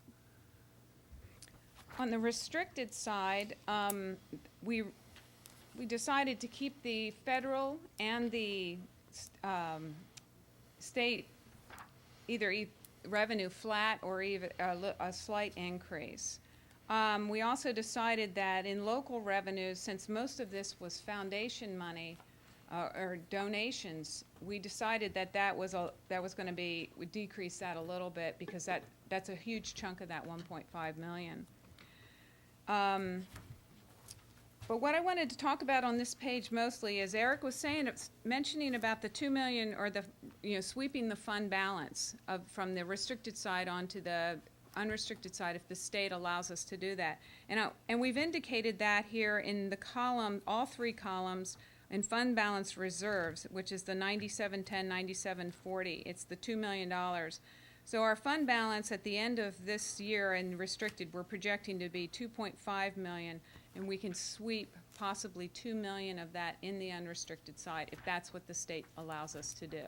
So to make sure that we kind of pretend that we're going to eat that up, so we had to put it on each year. But it won't be a continual thing for each year. If we can do it this year, we'll sweep it. And then the third part of the unrestricted side, the multi-year projections, is a combined budget. And on the very last page, I want to bring your attention to, once again, that we do ask for a positive certification, because at the bottom it says, yes, yes, yes, we make our 3% reserve, and that's a good thing, believe me. So does anybody have any questions? I have a couple of additional comments. One of the things I'd like the board to focus on, page 112, is, and I know I'm always on the board about looking at the structural deficit. And if you go to 112, which is the combination of the unrestricted and restricted combined, you can see on line C what's happening if we do nothing. Okay, so the net effect of that operational deficit manifests itself if you go to page 113 and go to E and go down to E3, total available reserves. You see 10,501,000, 8,123 and 910, and then 5,444 in 1011. Does everybody see that? Mm-hmm. So basically that's the manifestation of not doing anything about your structural deficit. Obviously the first interim report is not as precise as the second interim report, and we might not deficit spend as much, in the current year, which will have a ripple effect through the rest of the projections. I think one of the things that's significant that we failed to mention is that when we built our multi-year and adopted budget, sure, we had the deficit applied, which was the 4.7%, so we're getting 95 cents on the dollar in revenue limit per se, but School Services of California Financial Dartboard for 9-10 had a 5.66% COLA. When the state's fiscal condition worsened, they dropped that off the dartboard from 5.66 to 0. And we're still doing as good as we are. I mean, that's a humongous. I don't even know what, it's probably a couple $1 million, the value of that in aggregate. So that's a significant issue. So what we'll be doing is we'll be coming back, hopefully when we know the outcome of the second special session. Actually, I think it's the fourth extraordinary session. Are they calling that X4 now? I'm not sure what they're calling X4. So in any event, we'll know the outcome. We'll know how big of a hit we'll have to take mid-year. We'll know what kind of flexibility we have to move things. You know, we're hearing we might even have current year flexibility relative to moving categoricals, just not ending balances. So we'll have to see how that plays out. But at this point, you know, we're probably positioned better than a lot of districts, but we can't afford to rest on our laurels and do nothing, because you can see what's going to happen unless we do something. So we need to stay, you know, vigilant relative to what we've been doing last year, and we'll be coming together. We'll be coming back with a plan soon. You know, the difficulty we're having right now is we can't react to what we don't know, and we know nothing because they haven't given us anything. So it's really frustrating at our end. So we're slowing things down, but we're not panicking. We're just going to be methodical, and we're going to do our best. You know, we'll manage this. We managed it last year. We'll manage it again. Mr. Smith, would you comment on the probable timing about that, given at what point the governor's budget proposal would come out, and then the history of legislative action on that? The difficulty, although it doesn't seem to be resonating with both aisles up there, is that, you know, we're looking at, you know, $12 to $13 billion, you know, hole in the state's budget in current year. And as we see what the compounding effect has for us, the same issue applies to the state. So since the governor normally presents his first proposal in January, if the legislature doesn't get off the dime and do something to deal with that issue, that $13 billion becomes $26 billion, starting as a starting point for the governor's proposal in January. And that's what's truly frightening. So we don't know what's going to occur. There's just a lot of uncertainty. It's really, I think that's the most distressing thing right now. Thank you. Board members, questions? Dr. Noel? Yes, I want to thank you, Mr. Smith, and also you, Mr. Seeing yes, yes, yes was really terrific. And when we think back, it doesn't seem that long ago, when it was no, no, and double no. Yeah, well, I get to say no. I get to say no, no, no all day long. That's how you get the yes, yes, yes. Well, there's a book called Getting to Yes. You've been reading it, huh? Thank you. Anyway, thank you. Very, very nice to see that. Any other questions or comments? Mr. Herron? I would just like to thank you for putting that H&I in a separate fund. I appreciated that. And I was, just want to say that I think you said that the special ed was 16,689, and I think it's really 16,689,000, which is a large number. It's a large number. I just have a quick question, and it may be in here somewhere. Meals for Needy, is that broken out someplace in here? Or do you know that number, or? On the multi-year projections, there's a section, well, Meals for Needy is actually on is part of the revenue limit calculation. But you see that on, for example, on on line A1D, it says other revenue limit. You have 600,000, 618, 637,000. Sorry. On the unrestricted side of the multi-year projections. That was section A, is that what you said? Section A1, it's right below the 97 million in column What page are you on, Meg? Oh, I'm sorry, I'm on 108 on the multi-year Okay, projection. so the 618,969? Yes, Is that what you mean? Okay. that's part of the multi-year, Meals for Needy and the beginning teacher salaries. Would the Meals for Needy be broken out on the RL detail, though? Wouldn't it be There is, on the RL, there is a section for the for the Meals for Needy. What page is that? That should be the form right after the multi-year. So you see There it is. on, I can't tell.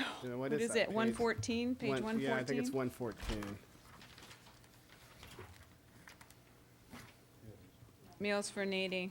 Oh, so line 8? So line Yeah. Line 8, and then that's also, that 616,000 was also beginning teacher's salary, so the two of those would. Yeah, so the 332,000. Mhm. So one of the things we've been looking at is, and we get Meals for Needy in both districts, although it's the rate, there's a unit rate in terms of how you generate it, you know, and they're different between the elementary and the high, and the high school has a significantly larger Meals per Needy unit rate. But the Meals for Needy can be moved to the cafeteria fund. And as you look at what we're retaining in the general fund, it's roughly similar to what we're giving them in an interfund transfer. So it really comes down to 6 of one, half a dozen of the other. So it's more of an accounting treatment issue. You know, we could give them the Meals for Needy and reduce our interfund transfer by a like amount. And that's a philosophical kind of budgeting question that the board probably needs to wrestle with. Well, it's a question of perception also, in that that is money that really is intended for nutrition services, even though it's unrestricted. And as we look at it, we keep thinking, oh, the cafeteria fund is encroaching, but we're sort of taking money from them. So it is something that we need to think about, and I wanted to be sure that we pointed that out. Any further discussion? We do have public comment on this. Dr. David Gilbertson.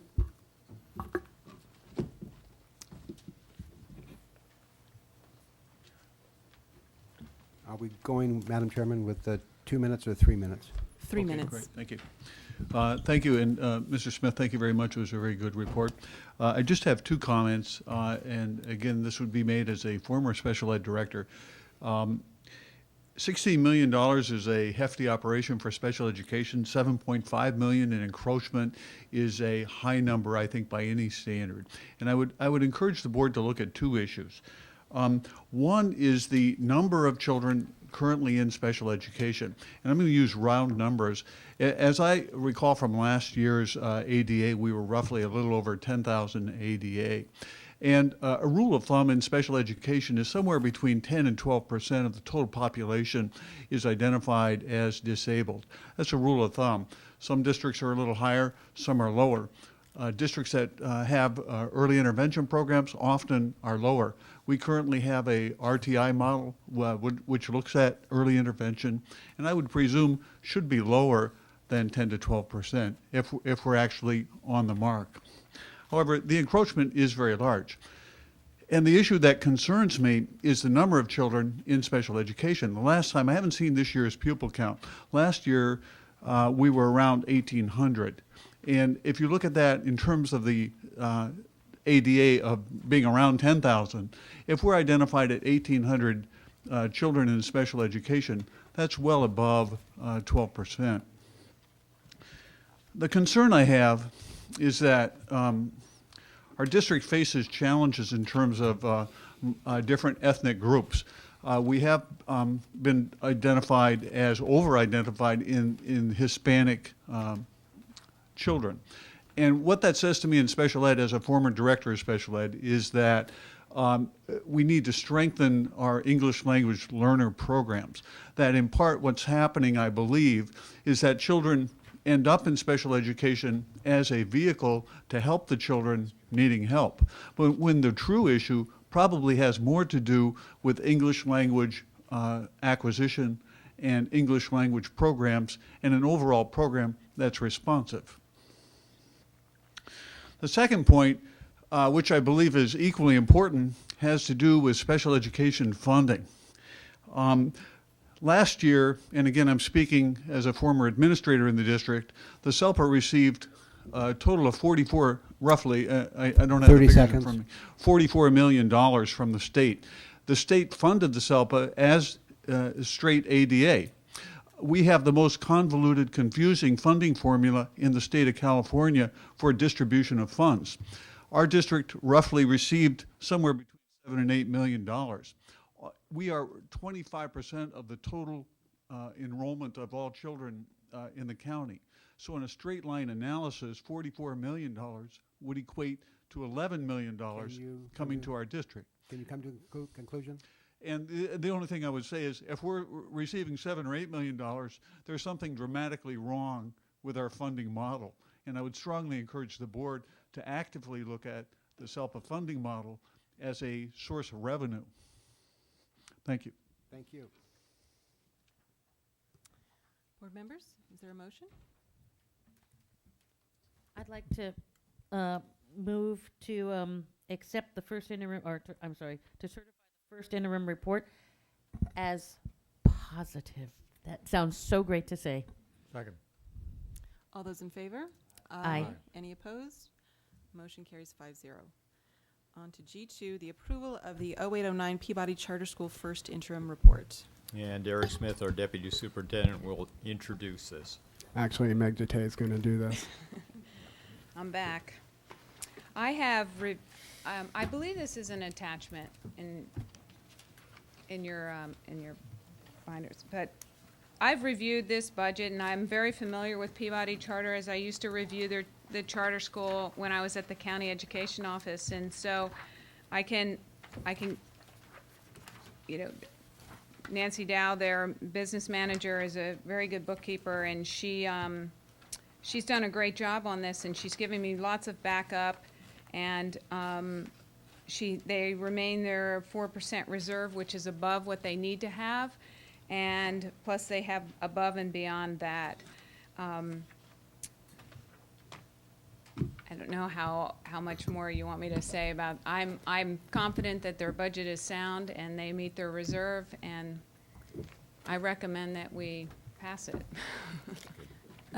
Dr. Noel? How do they do it? How do they what? How do they do it? They're a charter. No, actually, how do they do it? I'm not sure what your question is. Well, the 4% reserve, how do they do that in these times? And I mean, you're saying that they are doing a great job financially. Well, they monitor their budget quite well. They keep on top of it, and they make the necessary changes that they need to make at the times, and they go by the same assumptions with the standards of the California School Services of California, and they keep their ADA is kept at a high rate, so they get mostly they're fully funded. You don't deal with their fundraising in these reports, right? No, I don't. Yeah, but they do a lot. They're very successful at that too, I think. They usually. But that may make it easier for them to do this. That's what I'm asking. So you're asking me if their fundraising is. Well, what's the interaction between their success in fundraising and their ability to be on top of the regular budget? You know, I can't answer that. I don't know about their fundraising. I don't even have a report on their fundraising. Oh, okay. Thank you. Mrs. Deacon? Well, it looks to me like on line 4 under other local revenues, they do list some fundraising and grants. Mm-hmm. So you can see, there is a line item here for fundraising and grants. And you can also see that they did go to their reserves, which presumably includes fundraising monies to cover structural deficit, it looks like. Mhm. And while they have 4%, we need to point out that we have 8.5% right now, so maybe we need to ask, compliment our business services again.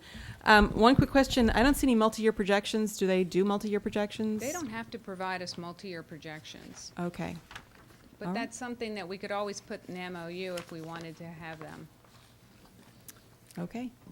Is there a motion from the board? I'd like to move to approve the Peabody Charter School first interim report for 2009. I'll second that. All those in favor? Aye. Any opposed? Motion carries 5-0.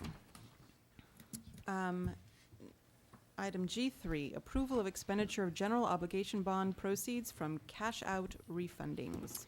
This is an item that the board has talked about for a number of years. We have been waiting for an Attorney General's opinion. We don't think we'll ever get one at this point. We refinanced our bonds in, I believe it was June, July of, well, it was about a year and a half ago.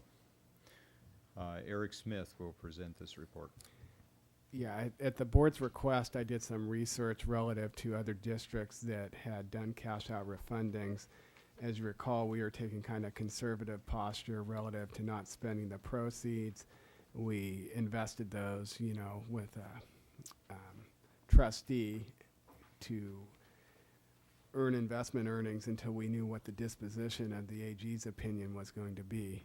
At this point, in terms of talking to people in the industry, it does not look like the Attorney General is none too keen on issuing this opinion. So the other thing I was asked was, what of other districts that have done refundings, cash out refundings, what have they done with the proceeds? And almost to a T, everybody I talked to has spent them.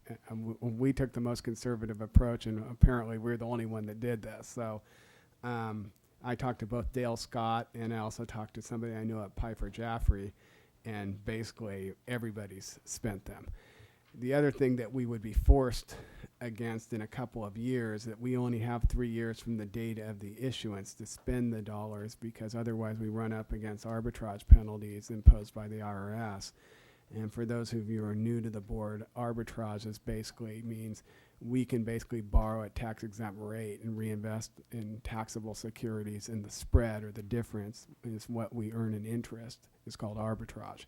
Well, the IRS is kind of finicky about how much of that they allow, and one of the things they allow is only 3 years when you actually draw down bond proceeds to have them invested before you actually spend them or burn them on the project. So we would be bumping up against that in, I think, May of 2010 anyways. At this point, based on our research and based on what we hear the AG's posture is relative to not rendering an opinion, we think it's prudent to move forward and use the proceeds. And so we're just bringing this back, hopefully with the board's, you know, approval. Obviously, the board has a long list of approved capital projects, and we're underfunded, so this would go a long way in helping that. Thank you. Mrs. Deacon? I'd like to say, after reviewing this, and I also took the opportunity to speak to Mr. Smith about it, this does seem like the right thing to do to me. I think it's the prudent thing, the correct thing. And I know we do have a lot of projects out there we would like to take care of, and I know we probably won't specify them now, but we've got portables at Washington and the unfunded Measure V projects that we'd really like to move on, and this seems like a good time to do it. Any other questions? Yeah. Mr. Herron? In line with that, I also asked about this topic, and I agree totally. But I would like to see at some point a list of the approved projects in their priorities that have been established in the past by the board. I'd like to review that. Yes. We'll be happy to bring those to you. Any other comments or questions? Is there a motion? Move to approve. Is there Move to accept the recommendation, please. It has been moved by Dr. Noel and seconded by Mr. Herron. All those in favor? Aye. Any opposed? Motion carries 5-0. We are running late on the agenda, so we're going to take the next item, G4, and then we're going to take a break. G4, approval of application for fundraising and field naming opportunity and replacement of main stadium grass field with artificial turf at Dos Pueblos High School. Can I just move for approval? We've heard it. We've seen the board brief. I'm in total.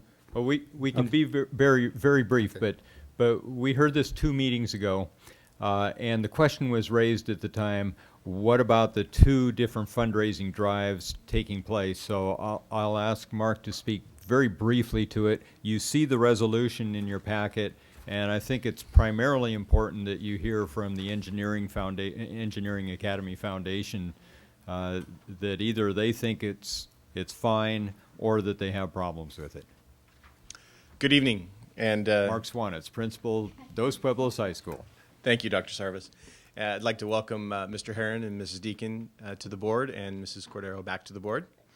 On October 28th, we presented a fundraising proposal to raise money for the installation of a turf field at Dos Pueblos High School and Scott O'Leary Stadium.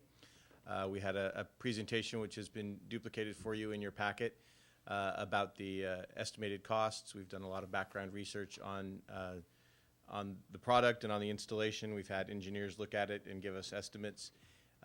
We believe that the project is approximately $1.2 million. There was some additional information that was provided to you in the October 31st board brief. And one question that was raised to me was to go back and to meet with representatives of the Engineering Academy Foundation and the Turf Committee and to arrive at a resolution as to whether or not we felt that we could proceed with two major capital campaign fundraising drives at the same time. In your packet, you have a copy of a memo that I wrote to Dr. Sarvis in which I detail the outcome of that meeting. Essentially, both representatives from both the Engineering Academy Foundation and the Turf Committee have agreed that there are certain stipulations in the ways that they would go about their fundraising, which neither feel that would negatively impact their ability to fundraise, and which opens the door for good communication between the two organizations and collaboration in terms of fundraising efforts. If the board likes, I'll read through those. Otherwise, you have them in your packet, and I would defer then to Mrs. Sandy Seal, who is the president of the Dos Pueblos Engineering Academy Foundation, and Ms. Marlis Bohm, who is chairman of the Turf Committee, if you have questions for them. Would you like me to read the tenets of the agreement, or? I don't believe that's necessary. Board members, questions or comments? I'd just like to make a comment. I'd like to thank the two representatives that are here for your hard work and for your vision in pursuing these two things. I mean, in tough financial times, we've got families, parents coming forward to work really hard on their own time to help improve our schools. And so I'd just like to really thank you for what you're doing. Yes, please come to the podium. I realize this is my chance to tell you all who we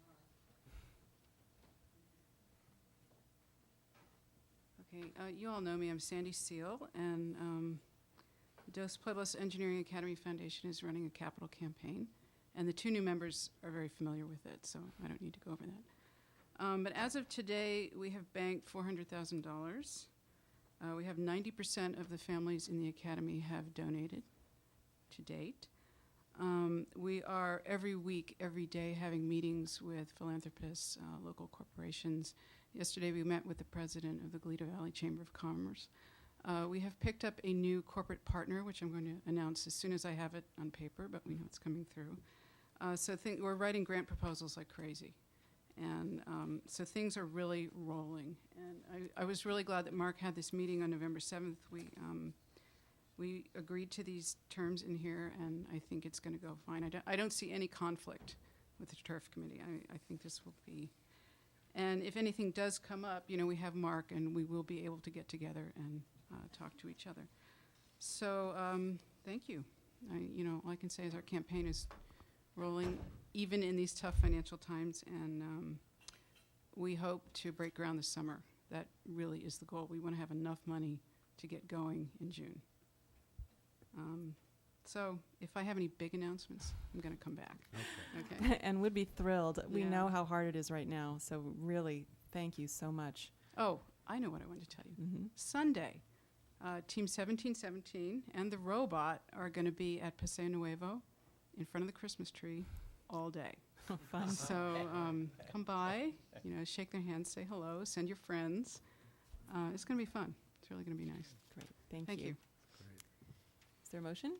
I'll make the motion now to approve G4. Second? All right, further discussion. Dr. Noel? Yes. I just wanted, Mr. Swanitz, the last time this was here, I think there were some concerns about the safety of the turf as compared to ground, and I presume that you've resolved those concerns. Would you talk about that a little bit? I would actually prefer to invite Ms. Bohm up to do that. She's done extensive research into the safety of turf fields. Is that appropriate? We provided that information in the board brief. It was in the October 31st So board we can brief. review it if you'd like. Well, the board brief is not a public, not a widely distributed public document. I think we have public media. It might be nice for the public to hear that. Sure. Ms. Bohm?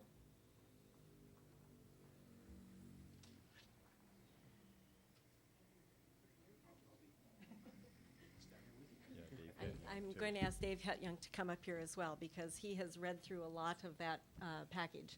I think one of the first things we supplied to you was the very current consumer safety standard information, which said that the current technology in turf fields is very, very safe.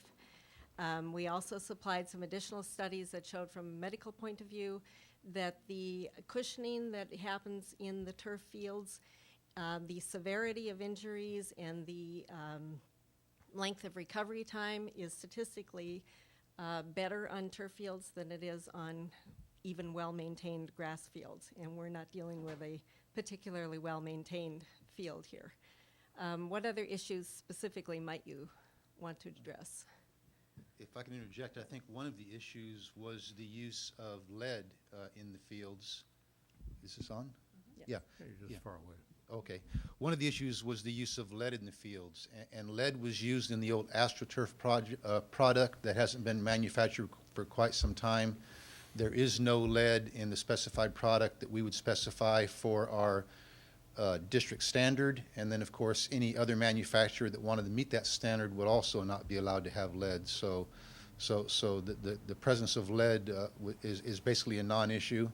As stated, there's definitely no increase in significance of injuries, and I think those were the two major safety issues that the board talked about probably a month ago. Thank you. That's very helpful. Thanks for doing the research. And we talked about the research, and you did it. Thank you very much. Thank you. Any further discussion? All right. All those in favor? Aye. Any opposed? Motion carries 5-0. At this time, we are going to go ahead and take a 10-minute break.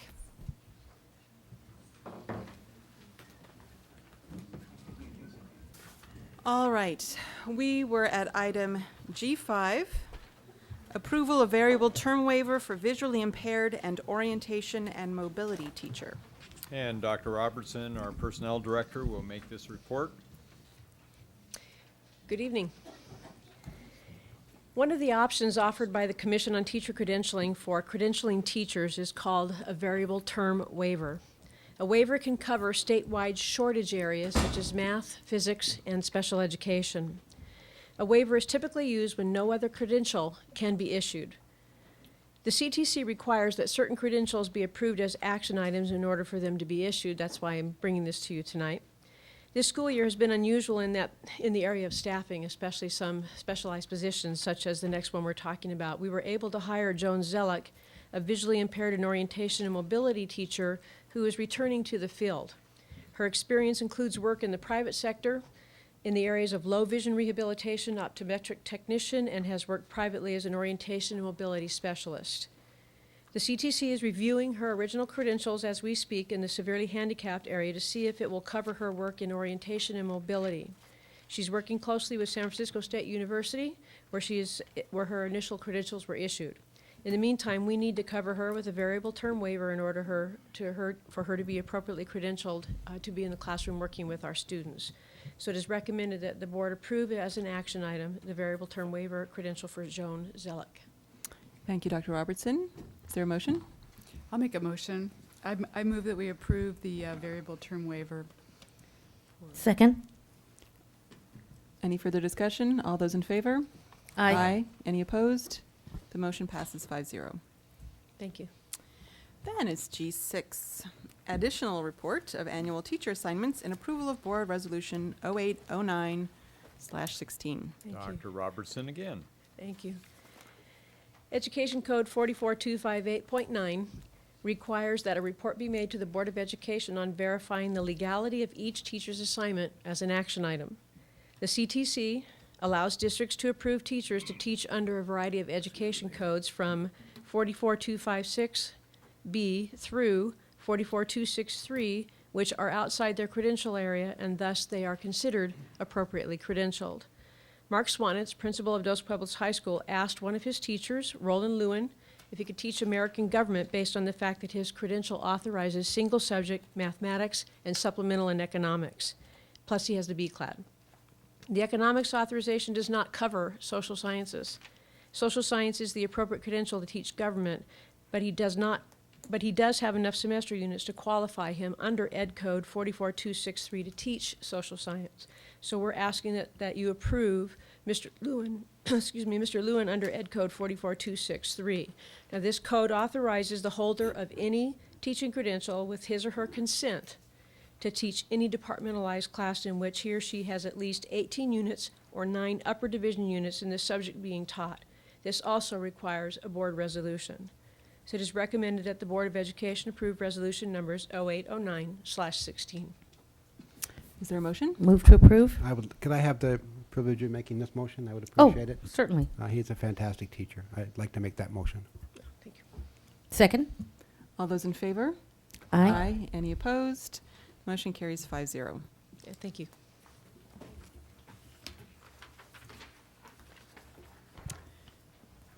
We're on to item G7, requested by Board Member Bob Noel, appointment of interim special education director.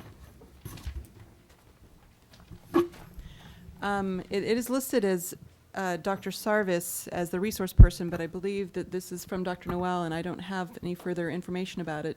Dr. Noel, would you like to make a presentation? Well, I mean, it's a regular agenda item. I mean, it's not me asking for permission to address the board. It's an agenda item. I would ask the superintendent to talk to us about his plans, because the rumors are circulating that he is telling teachers that he's going to make an appointment, and that he's already chosen someone. And I'd like to understand that better. Is there any foundation for those rumors? Is that item H4? This isn't my question, Dr. Noel, because I'm not sure where the action orients on this. Why was this requested for the action agenda? So that as a result of, or possibly, of the discussion and information, board members would be free to make a motion. I'll gladly speak to that when I get to the agenda item. I don't have anything planned for board approval. Does that answer your question, Dr. Noel? No, it doesn't answer my question. It sounds like Dr. Sarvis doesn't want to provide that information. I said I would talk to it. At this point. The item is on the agenda. It's not on for board approval. He's talking, Dr. Sarvis is talking about on H4, the update on plans for special education. No, I understand that, but are you refusing to answer my question now? Can you speak to exactly what is your question again? What are his plans with regard to the appointment of an interim superintendent? Mr. Price, interim director. Mr. Price, is this something that should be addressed on the action agenda, or is that part of item H4?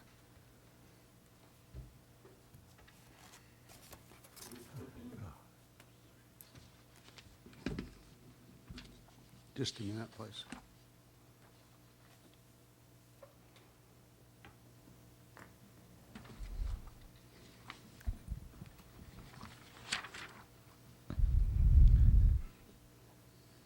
Okay, my understanding is that the item before the board presently is an item that was requested by Dr. Noel to be placed on the agenda, and that it be done so as an action item. Board members and members of the public have the right, as you all know, to have matters placed on the agenda. That gives them the right to address the board and to make a presentation during the allotted time. It does not provide the vehicle for the board it does not involve a requirement that the board actually take up the matter, discuss the matter, and potentially take action at that time. There's another item later on the agenda that involves related issues, and I think that's what Dr. Sarvis was talking about. So there is no requirement for Dr. Sarvis or for board members to take up the subject matter that's in Dr. Noel's request at this time. You certainly, though, have the opportunity to address the board and present your proposal. Yeah, do I have the opportunity to ask questions? Well, you can ask questions just like people can ask questions during the public comment period or during any item that you request to be put on the board, but there's no obligation on the part of the board members or Dr. Sarvis to respond to those questions, especially when the related item is already on the agenda. And as you know, you asked me some questions last night in an email concerning this item, and at that time, last night, quite late, I asked you if you would provide additional specifications so that I could address your issues. I didn't get that, and I spent a good part of this morning providing you with a written opinion based on a lot of guesswork and inferences because I didn't have any specifics. So the best I can do is to say that when an item like this comes on at the request of a board member, first of all, it's up to the board president and the superintendent under your policy to decide if it's an open session item, a closed session item, an action item, or a conference item. My understanding, based on the way the agenda is written, is that it was determined to grant your request that this be brought up as an action item. To have an action item regarding the interim appointment of the special education director involves an action which has to do with the exclusive province of the superintendent, as I pointed out in my opinion that I gave to you and supplied to the other board members. So in terms of what is actually on the agenda at your request, it's entitled Appointment of Interim Special Education Director. And you can certainly give a presentation in terms of whatever your thoughts are in regard to that. But that's not an item that's brought forward for the rest of the board to act on. May I make a suggestion possibly? Yes, Mr. Can we Herron? postpone discussion on G7 until after we have the update on H4 and then let Dr. Noel make a decision of whether or not he wants any action item to take place on G7? Absolutely, if that's agreeable with Dr. Noel. Well, yes, I did not make the agenda, nor did I didn't put G7 well ahead of that item. That was Dr. Sarvis's doing. He's responsible for the agenda. Well, So Dr. I would be Noel. delighted That's to, really to unfair. weigh in. Mrs. Cordero. You requested specifically that that item be put on action. I did not. I put it I did on not action. determine the sequencing of these two items, Dr. Sarvis. You Thank did that. you. I've given nobody the floor. But the truth is, Dr. Noel, that action items always come before conference agenda items on our agenda. And I just want to be really careful for fellow board members, but particularly for the public, that when we have items listed on our agenda, that there's enough of a description that nobody is surprised, that nobody is misled, that everybody can be fully informed before the item comes up for discussion, because otherwise we can't discuss it with last minute information. So in the future, let's all be very careful about that. Dr. Noel, it's all right with you if we discuss G7 after H4? Well, will it still be an action item? Yes. Then it's fine with me. Thank you. Moving on to item G8. Move to approve the request for supplemental hearing in case number 08/09. I'll second that. All those in favor? Aye. Any opposed? Motion carries 5-0. With regard to case number 080916, I move to accept the findings and the recommendations of the hearing panel. Is there a second? Second. All those in favor? Aye. Aye. Any opposed? I was an aye. In case 08/09, I'm sorry. will you- Motion carries 5-0, yes, go ahead. In case 08/09-23, move to approve the findings and recommendations of the hearing panel for stipulated suspended expulsion. I'll second that. All those in favor? Aye. Any opposed? Carries 5-0. All right. We now move on to items H1 and H2. No, because we dealt with G8, which was related, that case number's on G9, so we've agreed to the supplemental hearing. And so that way it gets crossed off. H1 and H2 were requested to speak to the Board of Education by Kate Smith. She is not here this evening. However, she has requested that a letter be read into the record, which I will do.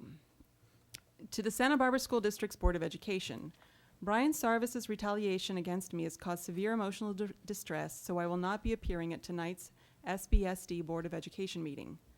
There is no complaint procedure, and I see no point to spitting into the wind. In 1998, the California Department of Education found SBSD out of compliance in 6 areas. SBSD was ordered to create and implement a complaint procedure. It was signed by Wally Olson. On October 16, 2008, I asked Compliance Director Michael Gonzalez for a complaint procedure against the superintendent. I was given an inappropriate procedure. I tried to follow protocol for community members to place items on the agenda to address the problem, but Brian Sarvis abuses power and violates process with impunity. In an October 24, 2008 letter, Brian Sarvis made false accusations. He referred to a meeting on June 1st, 2004, where Debbie Flores, Jolene Reed, and Brian Sarvis were caught conspiring against me. The disqualification from the SBSD Board of Education was illegal. I ran for the SBSD Board of Education to expose corruption, and so I have. This is a quote now, "Truth comes as a conqueror only to those who have lost the art of welcoming it as a friend." Rabindranath Tagore. Kate Smith. And she has attachments for the public that the public is welcome to collect. Are there any public comments on these? Any questions or comments from the board? Moving on then to item H3, request to speak to the Board of Education, Sandra Jones. Ms. Jones? We are getting through our agenda really rapidly. This is amazing. Okay. I guess we'll need to follow up on that, but Sandra Jones is not present to speak to the Board of Education. So now we are on to item H4, update on plans for special education.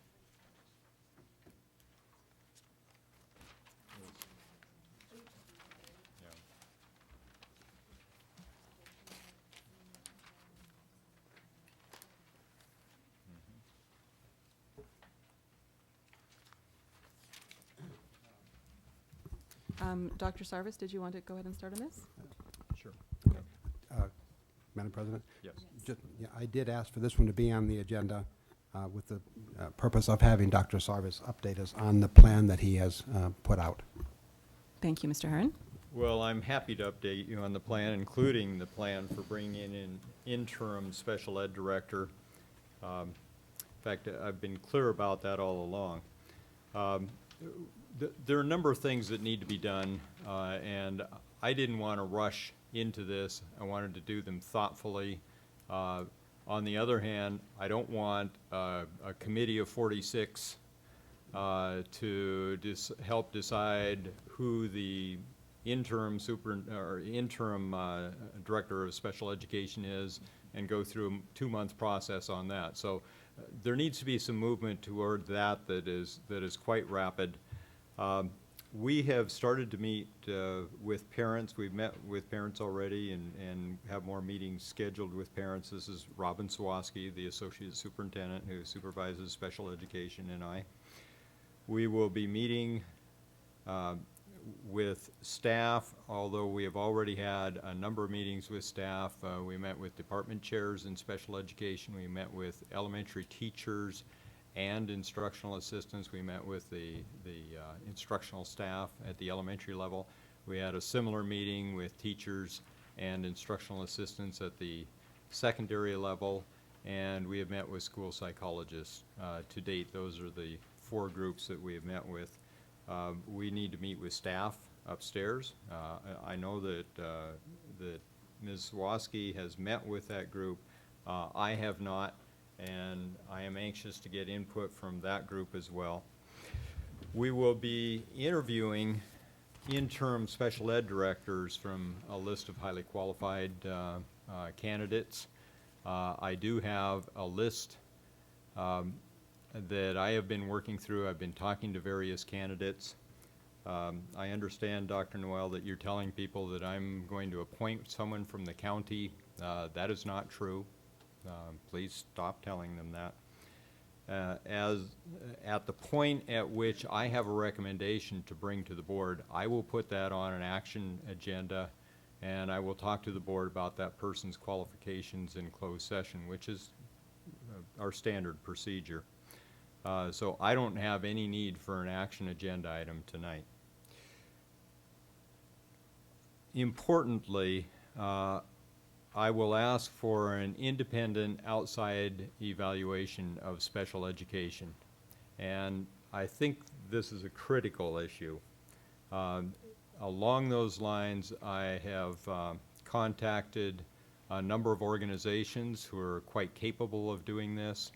FICMAT is one, Total School Solutions is another, SIA is another, School Innovations, and Associates? School Innovation Associates? Did you mean Total School Solutions or Total Education Solutions? I'll have to go look at my materials. I mean, I've contacted actually 6 different agencies and talked to them about it. What I have asked them for is this content. And I'd like to have some board discussion about this, because what we ask for in an analysis has everything to do with what we expect to get, with the timelines we expect to get that in. Just as an example, I would really start with recommendations on top administrative staffing, because it's very important to me that we hit that critical spring advertising period, which is to advertise in something like mid-February to the end of March, or about a 6-week period, maybe a 2-month period, so that you have a good long run in the advertising, but it's early enough in the year so that people who are in positions can really consider that we go into interviews then. It takes a couple of weeks just to get the interviews scheduled so that people can be released and come to the district, do a thorough background check, and bring a recommendation forward to the board later this spring. Now, the reason I comment on that is that also has a lot to do, I'm going to back up for a moment, with the interim director. We really have someone who can see us through this period from January to the end of the year. And since for a permanent position, we'd be looking at people who are currently under contract and who often don't want to be released from their home district until the end of the year. We don't really know. We can't anticipate whether our interim director would then stay with us through the end of May, the end of June, but we are talking to people about that scope of time. The other elements of the outside independent evaluation would have to do with special education procedures, with administrative organization, not just staffing of that top administrative position, with an appropriate assignment of teachers and aides, with training and support for teachers, training and support for aides. In fact, let me stop at that moment and say to the aside that in our meetings with staff, we made it clear that while we want to continue to talk with them, we don't want to run ahead and decide, for example, what kind of trainings they need in advance of an outside organization coming in and doing that kind of work. Nor would we want this outside organization to come in and have us then subject them to, oh, and by the way, we've got a group of teachers that you must work with. I mean, we really want it to be open to all teachers and their judgment about that. Nor do we want to have a parent task force that they must work with. We really want it to be open to all special education parents, because we want this outside analysis to be unfettered and unbiased, and we want them to proceed in their own way. I'm going to continue. Effective clerical staffing, effective program specialist staffing, those have been issues in the past. Let me find my place here. And administrative staffing. The configuration of stable top administrative positions. For years, we have gone out and found people who are not already directors of special education, but people who are in some other role, and we've had to judge their ability, sort of prejudge their ability or their capacity for serving in that role. We would really like to be able to target someone who is already in the role of director of special education so that we can get good information on how they function in that role. But not only that position, but the other top administrative positions as well. We would like to include in that the responsibilities for these positions and accountability. And I would use for a model the kind of thing that we did in business services, where we went to an outside organization and we said, you tell us how that top person should function, how to set up the department so that it operates most effectively and most efficiently. We want to hear your recommendations. And as you saw, well, you didn't all see, but as some of you saw in that process, we didn't follow every recommendation, and we didn't follow some of the recommendations for good reasons. But we did get that top person in place, and then we launched a fiscal recovery plan, and we would be doing essentially the same thing in special education. And we would not expect that by putting an interim person in place, we will have solved hardly any of the problems. We would not expect that by the end of the year, by selecting a new leader, we would have resolved the problems. We need to keep working on these problems, but this is really going to be a longer-term solution. I mean, our relationships to our parents are important, and in term, well, there is some distrust of that right now. The staff elements, and we can speak largely of those elements because we've heard a real earful about the things that staff are concerned about so that they can function more effectively and they can provide the services they need to provide for students. We would also include in that an examination of the role of attorneys. That issue specifically came up in the presentation that we saw, and I think we need to take a hard look at that. We would like to have an examination and recommendations on class inclusion models. And, you know, since I've had some I didn't, other would you just repeat that phrase? Class inclusion models. Thank you. And since I've had some time to reflect on this and have had some other input and other discussions with people, I would also add to that things like RTI model, response to intervention, which is something we've been trying out, that we've been piloting, which is something that's allowed for through the federal legislation. And in our own Tucker report, our own past Tucker report on special education, you know, just 4 years ago, we thought we had major problems in special education.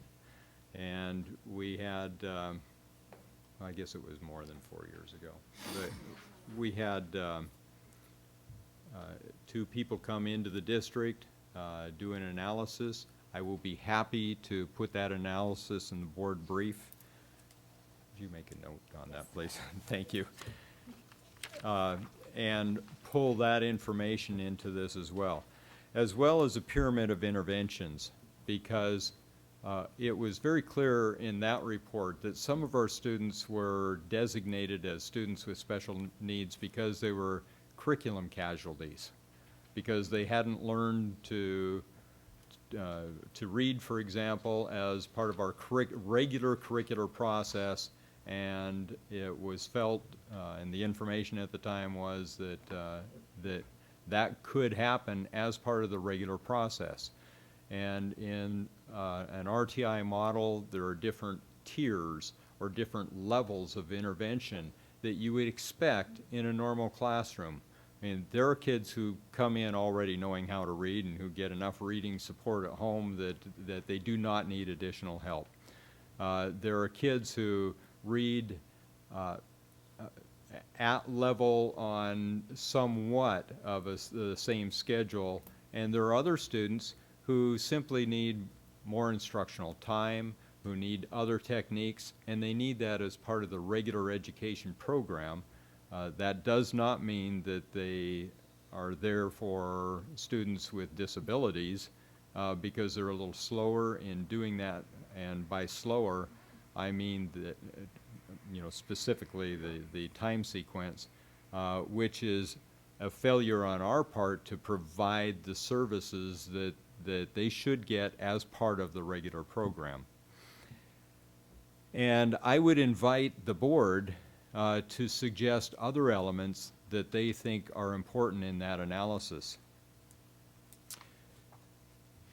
I think the analysis has to consider problems that we have had in special education and must have both staff and parent input. And it should be noted that some of those recommendations may involve negotiations with our professional associations, and others may have a financial impact.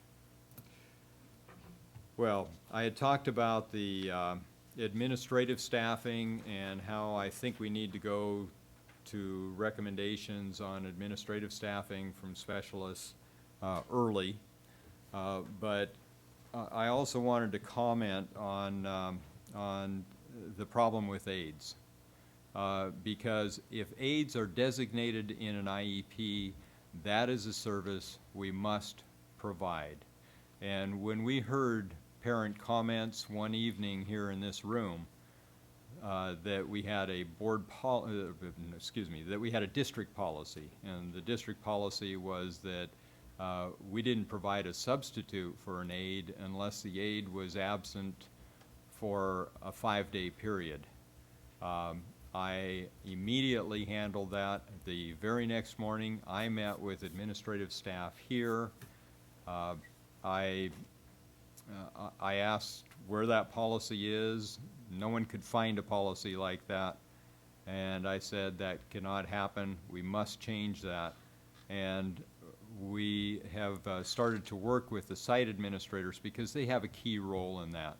If there's a student with an aide designated in the IEP, that student needs must have an aide. I mean, that's just part of the IEP service. And that may even mean that aides are pulled from other services. We think we need an aide pool. And we've been going through the process of monitoring to see whether in fact we are delivering as I directed. And we discovered today at least two cases where we were not, where there were students who still didn't have aides, or who had aides absent and those aides were not replaced. There are some associated problems. Well, each student has a teacher, and the teacher is the expert on how to work with that student. Aides need specialized training. There are some trainings that are appropriate for aides in general, but there are other trainings that are very specific to a student who may be autistic, for instance, and almost every student who is autistic may have different needs as well. So it's very difficult simply to bring in a substitute and expect to deliver that same level of service. So there are some attendant problems in that, and I'm curious. In fact, I've talked to other districts about how they go about handling that. I don't have any clear answers yet. So I did want to say that we fully expect to take care of that problem on an immediate basis and to monitor that because it must happen. Well, I do invite your comments, especially in regard to an outside independent evaluation. Thank you, Dr. Sarvis. There's public comment on this. Would the board care to hear the comment first before discussion? Yes, all right, let's go to public comment. 1, 2, 3, 4, 5. Okay. Marcia Eichelberger. Oh, followed by Jennifer Griffin, followed by Catherine Abarca.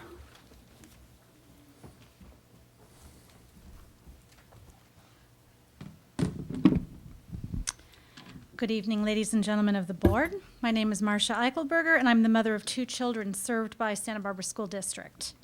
I'd like to personally welcome Mr. Herron and Ms. Deacon to the board and look forward to building a collaborative and responsive relationship with you.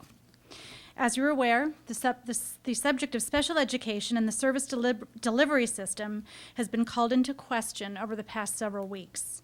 While we're very pleased with Dr. Sarvis's prompt and aggressive response in addressing these and other concerns, we want to respectfully clarify that we disagree with his proposed action plan as it's currently written. Virtually every board meeting since November 18th, parents of students in special ed in this district have come forward and asked for a comprehensive, unbiased external review of the district's special ed department, including, but not limited to, special ed services, delivery of those services, staff training, and partnership and communication with parents. As you're all aware, Santa Barbara has seen a revolving door of 7 changes in special ed director in 10 years.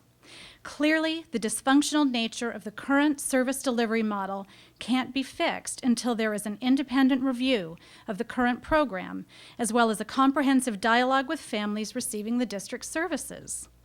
This is crucial in order to fully understand the numerous hardships and violations, both subtle and overt, that families have been forced to endure in order for their children to access that which is guaranteed to them under both state and federal law.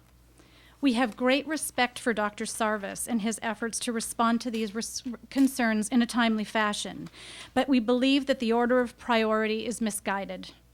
Nothing fruitful can happen until the independent review has been completed.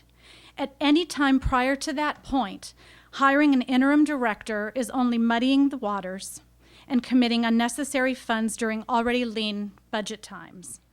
Rather than spending like $60,000 to fill the interim position through the end of the school year, reserve those funds for the special ed review. We appreciate Dr. Sarvis's efforts, and we believe he's doing the best he can. However, it's time for the administration to stop making unilateral decisions that have global impact. The involvement of a broadly represented stakeholder committee is an essential component for the recovery of the special ed department. We're asking the board to direct the administration to engage all levels of stakeholders in all aspects of the development of a recovery plan. We would submit that no meaningful change can occur until the comprehensive internal review has been completed and publicly discussed. Thank you once again for your time and consideration.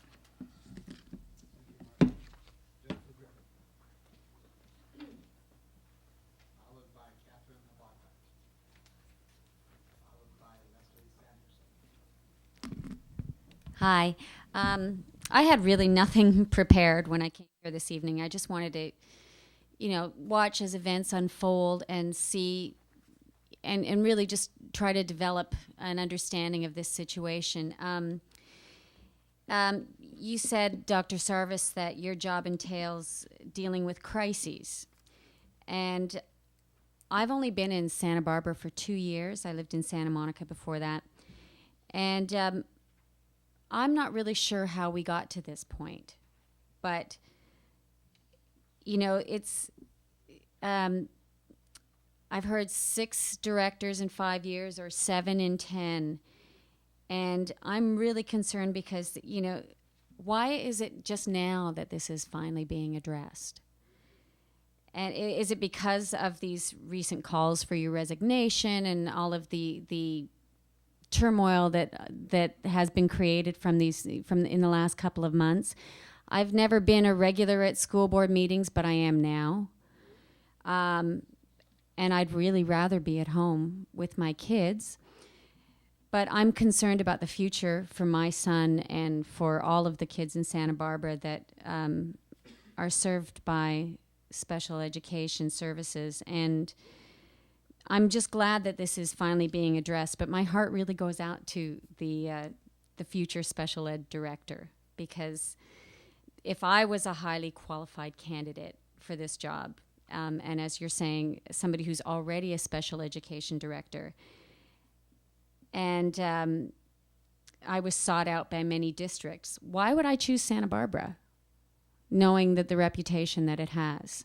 So, you know, it's clear by the comments that were made earlier this evening that you have a great many supporters, Dr. Sarvis. And I assume that you're doing an admirable job servicing the majority of the students in Santa Barbara. But I speak for a minority group that has been a little silent for a long time, and we are now becoming a more vocal minority. But we run the risk of becoming, as I think somebody wrote into a newspaper, that we were a bloodthirsty mob. And I don't want to be considered part of a bloodthirsty mob. I'd rather be part of the solution. And I just hope that the parents are included in helping to clean up this mess, and that our concerns are really listened to, finally. Thank you. Thank you. Catherine Abaca, followed by Leslie Sanderson. And I think Lourdes Uribe, but you didn't put this item on the agenda. Did you want to talk to this item? Yeah, followed by. Ladies and gentlemen of the board, welcome to our new board members. Very happy to see you up there. My name is Catherine Abarca, and I'm sure that some of you have seen me here week after week after week. I have a child with special needs currently being provided with an appropriate and reasonable education in Goleta District. Tonight, I sat here and listened to people come up and talk about what a great person you are, Mr. Sarvis, and what a terrible person you are, Mr. Noel. And I'm offended. I'm offended because this is not a personal issue for any of you. This issue belongs to the parents and the children of special education. And it is up to all of you to uphold what you were put in those seats to do. Administer to our children, not fight, not argue, not make us sit here and listen to people come and talk about who's great and who's not. I don't really care. I'm going to be here every board meeting until I'm shown what you are going to do. Not because my child is at risk, but because of all the children who are not here, who are at risk. So I thank you for this opportunity to talk to you, and I hope that you'll consider everything that everyone said tonight. Thank you. And we're going to go ahead and close the public comment at this time. Go ahead. Leslie Sanderson, followed by Lourdes Uribe and David Gilbertson. Hi, I'm Leslie Sanderson. My son Matthew is a kindergartner at Peabody Charter School. And for the new board members, I'm not sure you've heard all the history from the parents. Our issues initially were, you know, our kids not having aides, our aides not being trained, and the situation with certain items in the IEPs not being followed through with. We really do appreciate the fact that we're going to get a chance to meet with you actually this week and go over some of our concerns. For my son in particular, I think a lot of advances have already been made to solve a lot of the problems. I don't know if it was because of the previous board meetings or I think the teachers in general have been very open and helpful in trying to help to resolve some of the issues. And I think us as parents of children with special needs, that's really what we want. We don't want lawyers. We don't want to have to deal with any of that stuff. We'd rather work with our current teachers and administration and help them to obtain the help and the training that they need. Some of the things that I've realized after going through this process is that it's still kind of unclear. I don't know if this is isolated to Peabody Charter School or, you know, all of the schools in the district, but for them it's still kind of unclear as to what the special ed teacher's role is in children that are primarily in the inclusion classroom. which is which my son is primarily in the inclusion classroom, but the special ed teacher really hasn't had a chance to go over there and observe him in the inclusion classroom because she has her hands full with specifically the special ed classroom. Part of the issue, the aides are really nice, wonderful people. My son has 3 of them in a day, one in the morning, one around lunchtime, and one in the afternoon. So the continuity of the plan is a little bit difficult as far as that's concerned. He luckily is one of those kids that really likes people and doesn't have as many behavioral issues with different people, but I can see where that would be a severe problem with a child with autism, which is what happened with one of the little boys with autism that ended up leaving and going to Goleta District. So some of those issues. Also, other issues that I've heard about as far as the teachers are concerned, and the definition as to what severe disability is uncertain, which I would have thought that would have been determined, I don't know. 30 seconds. When special ed was founded in the school district. But I think from the top coming down, whoever does come in, parents were definitely happy to work with whoever is going to be coming in order to help facilitate better education for our children. Because really, Peabody Charter School, I don't know if you're all familiar, we were talking about the fundraising Can you wrap it up? report here. All the parents are super involved. Most of the parents are volunteering in the classroom every week, so I got a chance to see what my son has been doing in the classrooms. And I think in general, the huge long lines of people enrolling, you can tell that it's definitely a school that most families would like to be in. Okay, thank you. Thank you very much. Loretta's Uribe and David Gilberton.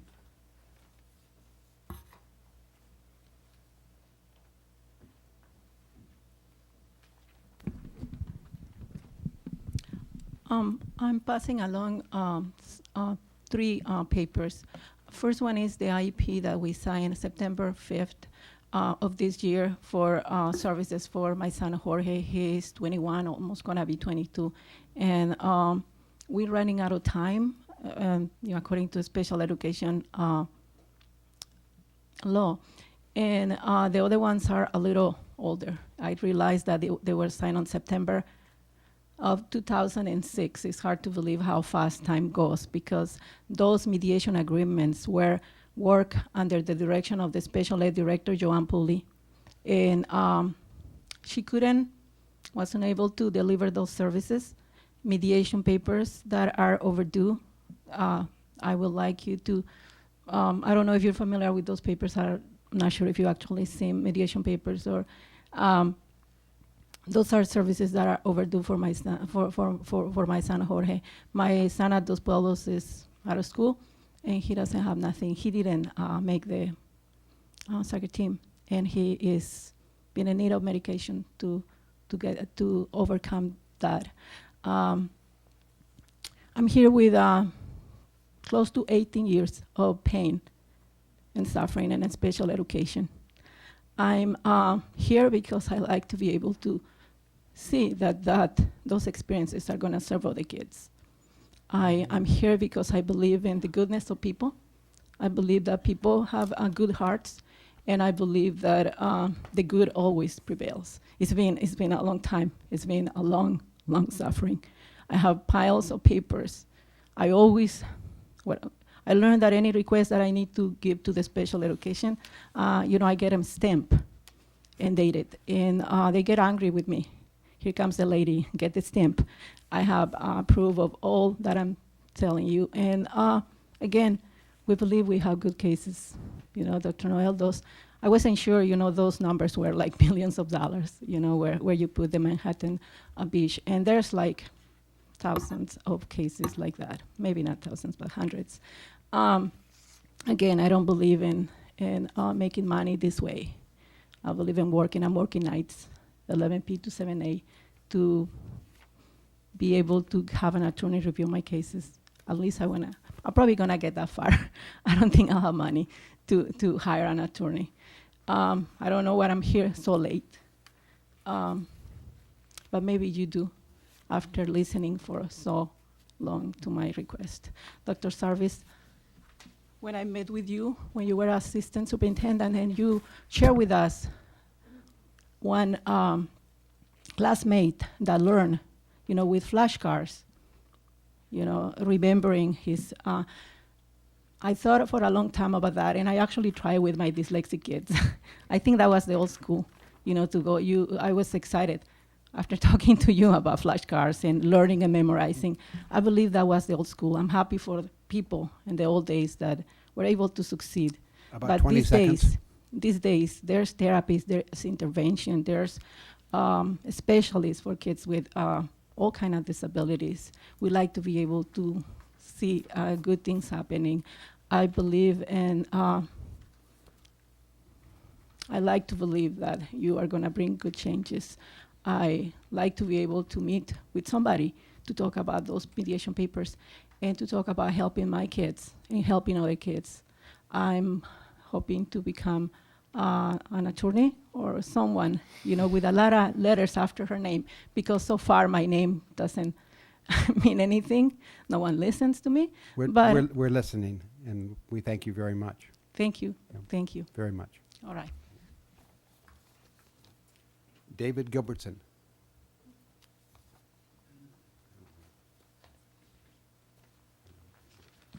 Thank you. I would like to just ask the board very explicitly tonight to establish and implement their own external review. Dr. Sarvis is an important part of a process. However, it's the board's responsibility, I believe, to step in and to actually review what's happening. I have been with this district almost 2.5 years. I have worked with 2 directors in that period of time. Joanne Pulley was my direct supervisor. She resigned mid-year last year. And the question is why? In the past 7 months, Anissa McNeil has been the director of special education. She recently resigned. She was brought in, and I believe there were serious problems, and there were recommendations that were made for her hire that resulted in injuries to children, directly and indirectly, because of a poor education, because of services that were not provided. And I really, from a personal point of view, I see it as a bad personnel decision. But children were hurt. And make no mistake about that. And I applaud Dr. Sarvis's plan. However, I also believe there's a piece of being out in front of the band. And I believe the board has got to take responsibility to look at what's happening in special education. Last year, I was a coordinator of special education. I'm currently a psychologist. I was removed from my position. My position was eliminated. The question is why? Joanne Pulley left. The question is why? Children are being hurt, not just recently, but repeatedly. And the question is why? And I sit before you, as a citizen, as someone who's in this district, who does care about children, who wants to be part of the solution. And there are many people, many fine people in this state who could come in and do a very, very fine job running this special ed department. But it does have problems.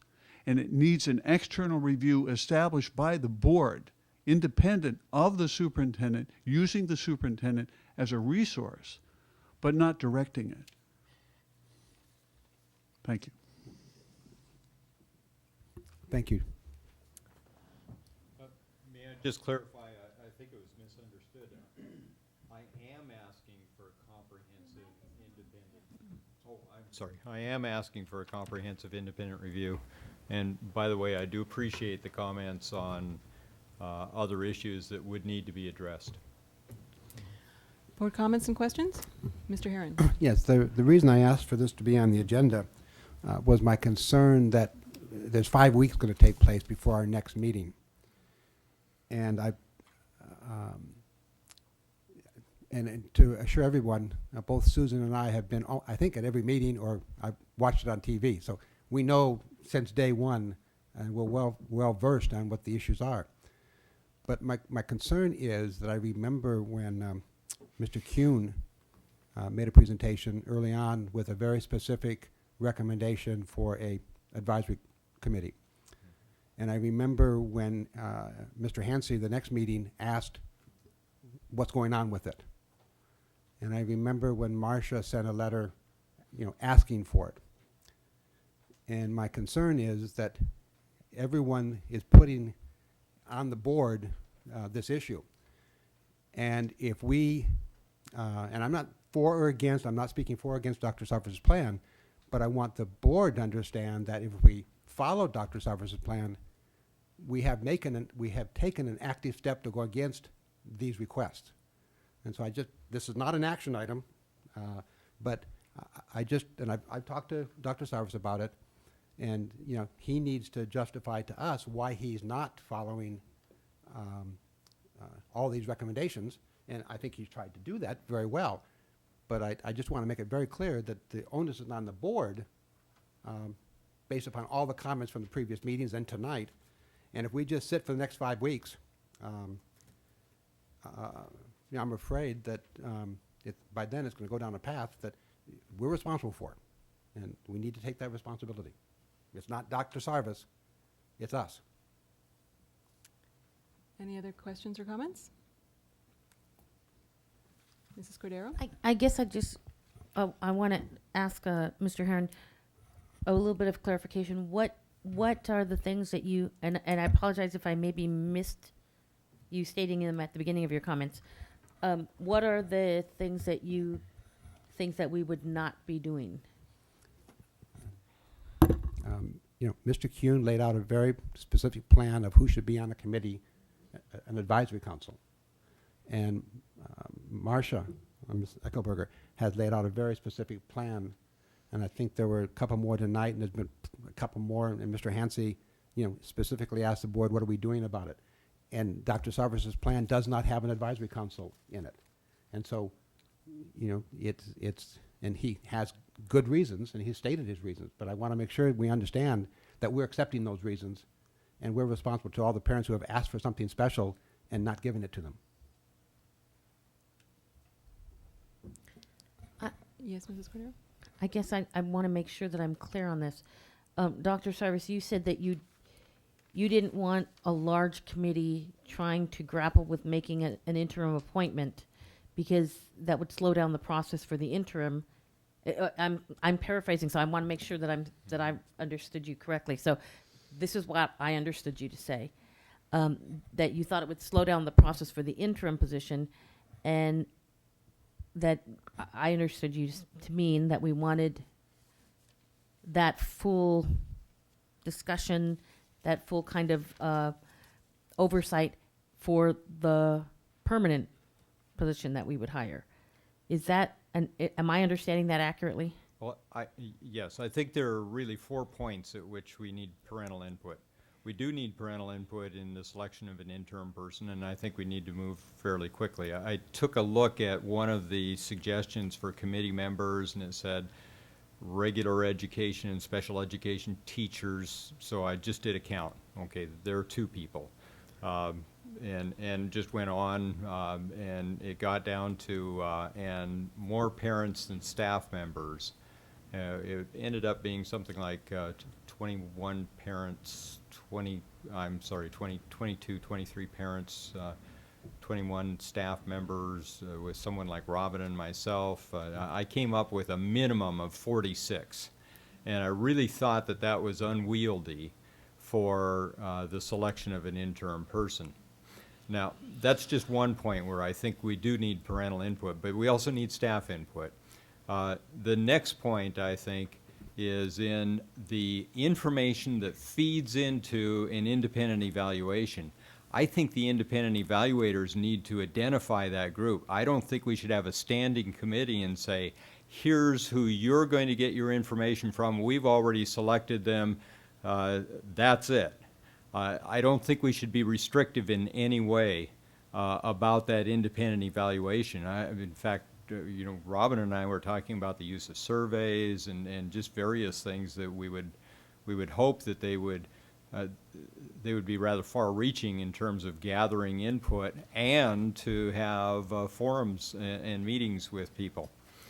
And maybe we should write that into the RFP directly.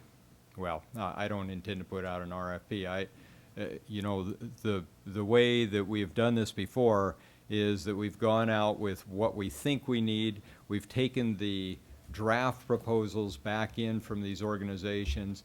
Then we've looked at them at the board level, and we've said, well, we think this is lacking this, and the next one is lacking something else, and then we've gone back out to them. I've communicated that back to them. Then at the point that those proposals come forward, then the board makes their selection, and then I tell them, go. You know, this is all up to you. We've specified it. We've agreed on it. If you want to talk to me, that's up to you. If you don't want to talk to me, that's up to you. So we do give them that independence, and I think we need to write that into it. Access to board members. I mean, I think that's up to them as well. Although, frankly, I think we should encourage it because, you know, we have heard from board members. Well, so that's another point of contact with parents. Certainly the involvement of parents in selection of the top administrative position or positions is an important point. I don't think we need a standing committee of 46 people to do that. And probably well, maybe not most important, I won't prioritize, but in the long run, we need to develop an association with our parents that is long-term. At one point, we had a parent advisory committee. Well, we had some difficulties with that. It was dominated by one parent, and it drove the other parents away, and they stopped coming. That was a problem. The function of that committee could mean many things. I would guess that I'm just guessing here, that no independent evaluation would come forward and say, well, we think your special ed department needs to be run by an advisory committee. But I would also guess that in those recommendations that this independent evaluation would probably say, you need ongoing input. I mean, you can't operate in isolation. You need to be meeting with parents on a regular basis. And I won't prejudge what that should look like at this point. I think we should have some input on that. Just as I was talking to teachers today, and they said, well, you know, we need to know what the procedures are for this, this, and this. And I said, okay, but we need to wait until all the players are here before we put all of that together. So I don't want Robin to be meeting with you to decide what those procedures are right now. I mean, we've had long-term problems with those procedures in the absence of having the people here who can work those out and should be working those out with you. I mean, we should have written procedures about a lot of things, for example, I think. So I think parental input is important at all four of those points, and I just didn't see it as a dedicated standing committee that would exclude other parents and that would be unwieldy. But in the long run, to my mind, I think it's very clear. I think that the lack of ongoing communication with something like an advisory committee has been a real detriment to us. Other board comment? I just want a really quick clarification. So I just want to make sure I'm hearing you to mean that ultimately we would establish something at least like, if not exactly, a parent advisory committee for special ed, that you see that happening down the road. Even if we don't get that as a recommendation, I think Robin and I have both heard enough and have seen the fallacy in not having some ongoing vehicle like that. Okay. Yes. Mrs. Deacon? I have a couple ideas. First of all, you had asked about staffing the special ed program, and it seems to me that when we give our marching orders to this independent evaluation team, that we talk about the possibility of hiring a parent liaison. I think we really might want to say we're going to spend the money to have a person who's dedicated to talking to the parents and who gets to know them, gets to know their kids, and so I think that's an important piece. I have listened to Mr. Herron's concerns about establishing an advisory committee right away. I guess my feeling is that if we're going to hire an outside team that has expertise, certainly they've done this before. And I would think that we would want to listen to their advice about the ways that they've best developed these parent committees in the past. I mean, we don't want to reinvent something that's already, someone already has a great blueprint for. I mean, we have a gate advisory council, and I would certainly think that maybe representatives possibly from each school. I want to make sure that our parents are well represented, and that we make sure that all parents really have a voice and access to that committee, which would be important to me. So those are just a few of my thoughts. Thank you. Dr. Noel, do you have any comments? Yeah, I have quite a few things I'd like to say. I really appreciate hearing Dr. Sarvis's report, and I'm very grateful that Mr. Herron asked for it. I'm especially glad to hear that he's calling for an outside review. I think it's called Total Education Solutions, and I didn't know that they did reviews, but I know they provide outsourced services of all kinds in special education. In that regard, you might want to look at Santa Monica Malibu Unified. They've had quite an ordeal about special education as well, and they the two communities don't agree, Santa Monica and Malibu, but they brought in a special ed auditor, and I had never heard that term before, but it's a programmatic audit. That term I've heard. And the person they brought in is called is Lou Barber and Associates, and I've checked a little bit on Barber. I think it's Dr. Barber, and he seems to be very highly regarded throughout the state, and I would simply put that in the hopper. And I would urge all of you, you would find it very interesting. Just Google Santa Monica, Malibu, and special ed, and there's some amazing stuff, especially a letter from a PTSA leader, a commentary, someone named Kennerly that I think all of us, I know a couple of people I referred to it, and I think anybody who reads it will be really moved in the sense that she sets a vision for where we ought to be in special education. I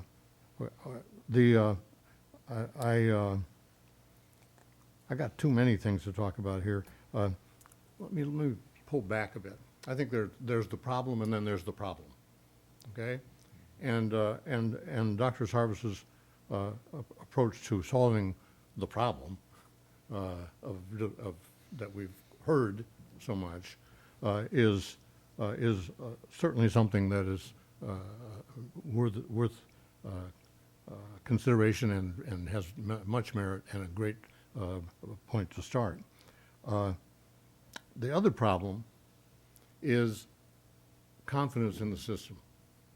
And that, as a result of the experiences that we have been hearing about painfully for the last several weeks, that kind of throws a cover or a cloud over everything we do in regard to special education, and including the way we solve the problem. So that we have to, in some sense, solve these problems simultaneously. And that's what I like about suggestions for some kind of a committee. Now, my concept of it would be a little different, because for me, the problem that it would solve is not the specific set of problems, but the big problem, the political problem, the community problem restoring confidence that whatever we do, and whenever we do it, that it is credible. And so I think of it more as and I don't see how to do that without inclusiveness immediately.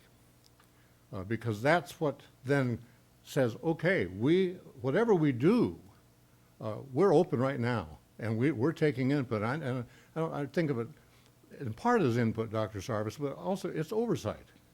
Some oversight for this process. And one idea would certainly be to create a council of some kind. Check it out. I've learned recently about a federal agency, area boards. I don't know the proper name of them, but that they help districts that get into trouble, and maybe they could be kind of somebody, if they are what I would wish they are, some kind of an objective party with a lot of distance from the conflicts, that somebody like that who would work with the reviewers, kind of guide them, provide the oversight for them, and the confidence to all of us that this process is really a legitimate, completely up and up process. That's the issue that we have to solve, is confidence in whatever we do. So I would recommend that looking into that possibility. Another really fundamental problem, and it's part of the political one. Incidentally, when I say political, I'm a political scientist. That doesn't mean elections. That means having to do with influence and relations among people. A big part of it that I have heard just so much, and in fact, one person I'd hoped could come tonight called me, and after reading my article in the paper, and it was just a heart-rending story of someone who has had horrible experiences with her child. She wanted to come tonight, but she has 5 kids and she works at night, so she couldn't come. Okay, and I said, "Well, what's your name?" "Oh, I can't tell you that." "Why?" "I'm afraid." And we just can't have fear, and it doesn't necessarily, whether it's justified or not. People, no process of reviewing is going to make any sense whatsoever if people are afraid to open up to that process. So I think we have to address that problem. That's why I think in terms of externalities and oversight and so on. Yeah, let me just, if you bear with me, just go through my notes here just a second. I'd appreciate it. Yeah, parents' role. I think that part of the process, and I would want to see it in along your list, and I like your list, Dr. Sarvis, very much, of the things that become part of the charge to this review process. I think that they really need to interview former employees. Kind of, what do you call them, exit interviews? I mean, it's a little belated, but I think I want to know why Jeff Gabrielson left this district, because I've heard pretty good things about him, and I'd like to know, not by name, but again, sanitized in a way that we learn from it without getting into nitty-gritty and conflictual stuff. And I imagine those people won't talk if they're identified. So the process has to provide that kind of protection. I asked for the item, the interim superintendent item. That's a Freudian slip, I guess, and I have to say that I've said it about 4 times, and I catch myself every time. The interim director, okay? And I see that as being part of the same problem, that if that appointment is made without some kind of process, then it too it feeds the same spiral of distrust and lack of public confidence. And I think that's why I was prepared not to suggest an employee, a person, as Mr. Price mentioned in his analysis, that would be inappropriate. I understand that and never intended that. But simply to suggest that we not proceed with that And I know, Dr. Sarvis, you want to move swiftly, but swift action can have its price if we don't do this right. That we not proceed with that until there is some way to provide this kind of participation. 46, I would cut it by a fourth with a coin toss if necessary to get it down to working level. That was why I asked for it on the action agenda. And that as a result of discussion, someone might want to make a proposal, and that proposal I'm prepared to make, that we not proceed until some steps have been done along the direction of a process. Now, that's awful vague, and Mr. Herron is right. We don't have a meeting for 5 weeks, I'm just wondering whether or not we might have a special meeting on this. We've done it for a lot less urgent things, and this has gone on a long time, and I had a couple of other points about that. This started on the 14th of October, I think, with the first group of parents coming in, and at that time we asked for a report addressing the concerns of those parents. And since that time, I've learned about a lot of complaints, and I've gotten a list from the Special Ed Office of Complaints and so on, but I've never heard really a report that addresses their concerns, and that, again, that would help clear the air. That would help create legitimacy for what we do. And I'm particularly concerned about one particular case, because the parent called me and referred to a mandatory settlement conference. And being married to a litigator, I thought, how can that be? That sounds like it's ready to go to trial. And I pursued a little bit, and with Dr. Slavosky's help, found out that it was a complaint that went to the Office of Administrative Hearings, and according to their procedures, had to be, there was not a mandatory settlement conference, but an obligatory resolution Dr. Noel, conference. I want to point out that it's already after 10:30, and we still have some more to discuss. So if there's anything else more targeted, do you want to finish up with before we move on? I'd like to finish. Yes, Okay. we would like that too. Yeah. Dr. Sarvis talked a long time. I'd like to talk a couple of minutes more. And where I'm going with that is that obligatory settlement discussion led to a settlement, which is an agreement. And thanks to Ms. Slavosky, I got a copy of it. It's signed by the Director of Special Education, signed by Full Frost, so somebody from that firm, for us, and it's signed by the party on the other hand and by that party's attorney. As an agreement, if I understand it, and Mr. Price is right there, Education Code 17604 requires contracts and agreements to be submitted for ratification by the board. Mr. Price. And May I make a and maybe point of I'm order? maybe I'm not right about Point that. of order? We have a point of order, Dr. Noel. Is this really regarding the update on the plans for special education? Well taken. But Mr. Price, if you want to address this particular point, then we will go on.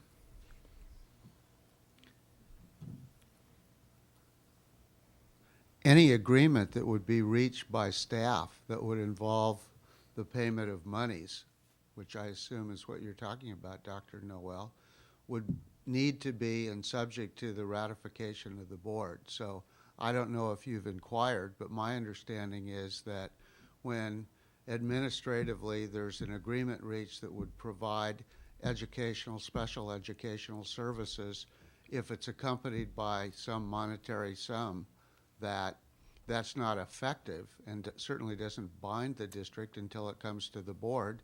And at least my experience with the past practice is that those are always submitted to the board for approval and ratification before any money is paid and before the agreement has any legal effect. Yeah. So I don't know in particular if you have found some unusual situation that would be an exception to the ordinary practice, but I'm not aware of it in terms of anything I've reviewed.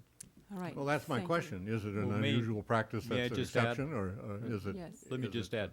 I the saw only the one, or are same there thing. others? If we're talking about the same case, I saw that. I saw the signatures. I saw the offer of cash, and it is already on the agenda for our next meeting. All and right, it's on the thank you, agenda but we in are February. getting very happy to hear that. off the agenda topic here. First of all, could I ask, and maybe this is a question for Ms. Sawaski rather than Dr. Sarvis, because I know it would fall directly more on your shoulders. Can we talk about the interim and why you feel that it's urgent to bring an interim in rather than waiting until the spring? After meeting with the current special ed staff, which is now down one, without the director, they are really spread so thinly. They're not able to provide services to the sites, and we've heard from staff and all the different groups that Dr. Sarvis mentioned, and in every case, teachers, instructional aides, psychologists recognize that there are not enough people in that office to be able to answer their questions promptly. Now, I'm not saying that that has happened in the past. We know that there have been problems with communication, consistency. We've talked a lot about that. However, there is a lack of personnel up there. And they believe that, they would like a full-time person to be able to step in and be able to guide them through the rest of the year. We have a compliance review coming up. And several, and all the ongoing things that happen in special education, they really would like support through that. Knowing that it's an interim, they want a highly qualified person who has, potentially been a director, CELPA director, or a special ed director in a district. That is, and there are a lot of those around who have retired. They're ready to, be of service for several months. They're not looking for a long-term job. That's the kind of person that the staff would like to put in place.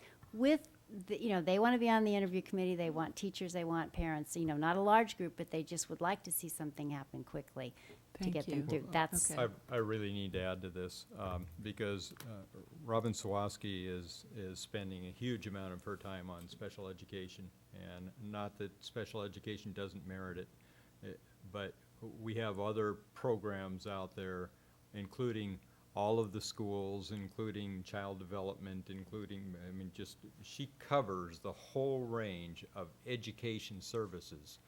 And I need her time spent on a number of other things in addition to special education. Okay. I really think we're seriously understaffed at this point in special education. The other things that I wanted to say were that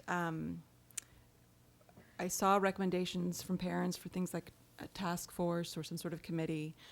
I don't think the intention, though, by the parents was to be exclusive. I think it was simply to be helpful.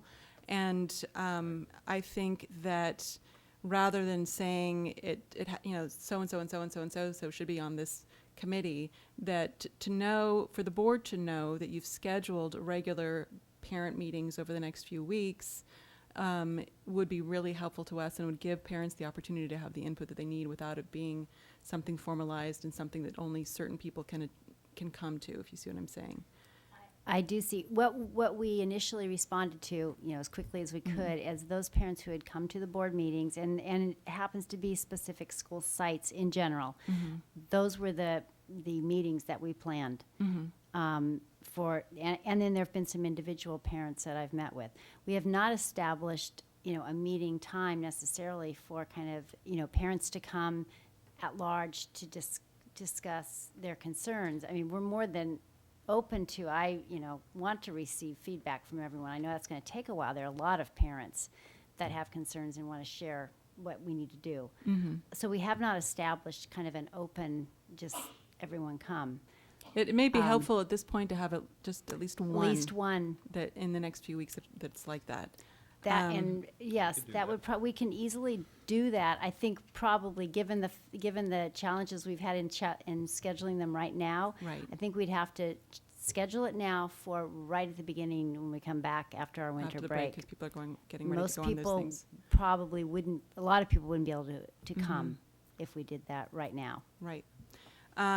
The other thing that I would like to know more about is the timeline. What are you thinking, obviously, in terms of meeting with parents, in terms of getting out the requests for,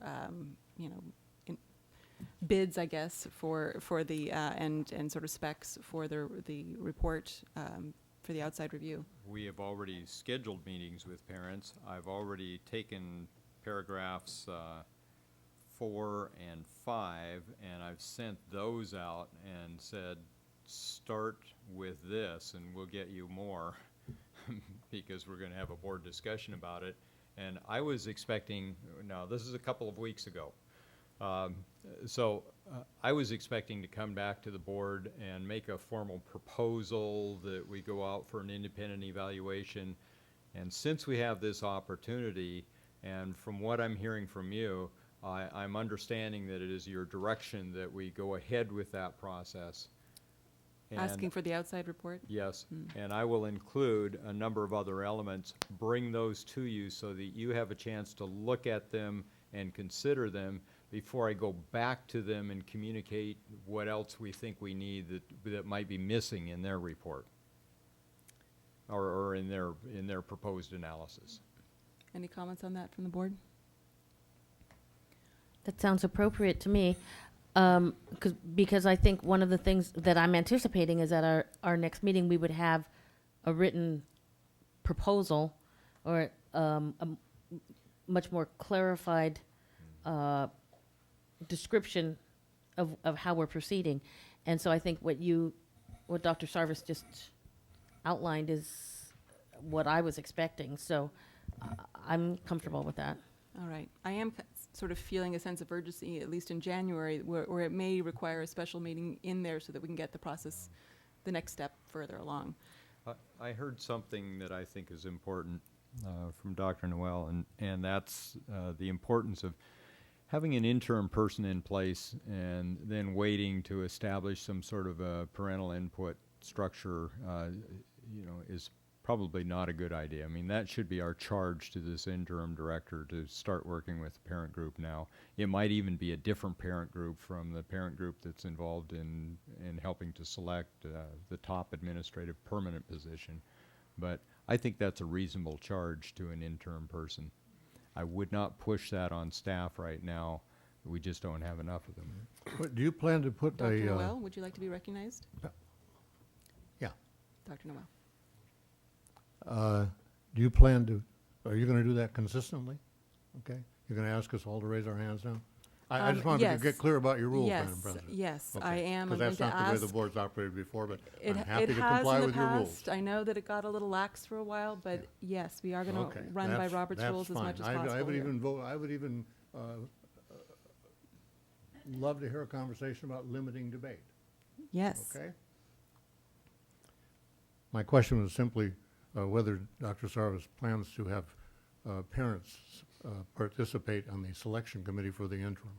Oh, I don't yes. know whether I heard that or yes. not. Yes, definitely. Absolutely. Guaranteed. Mr. Herron. Just real quick, I would hope as you talk to these 6 or 7 organizations that you tell them, go for it. Give us everything you have. And yeah, we're going to be looking at it, but give us your best shot so that we get the best information possible. Yeah. I see dollar signs. Would it be possible? Yeah, yes, Dr. Noel. Good. It won't take a lot of training, but a little bit.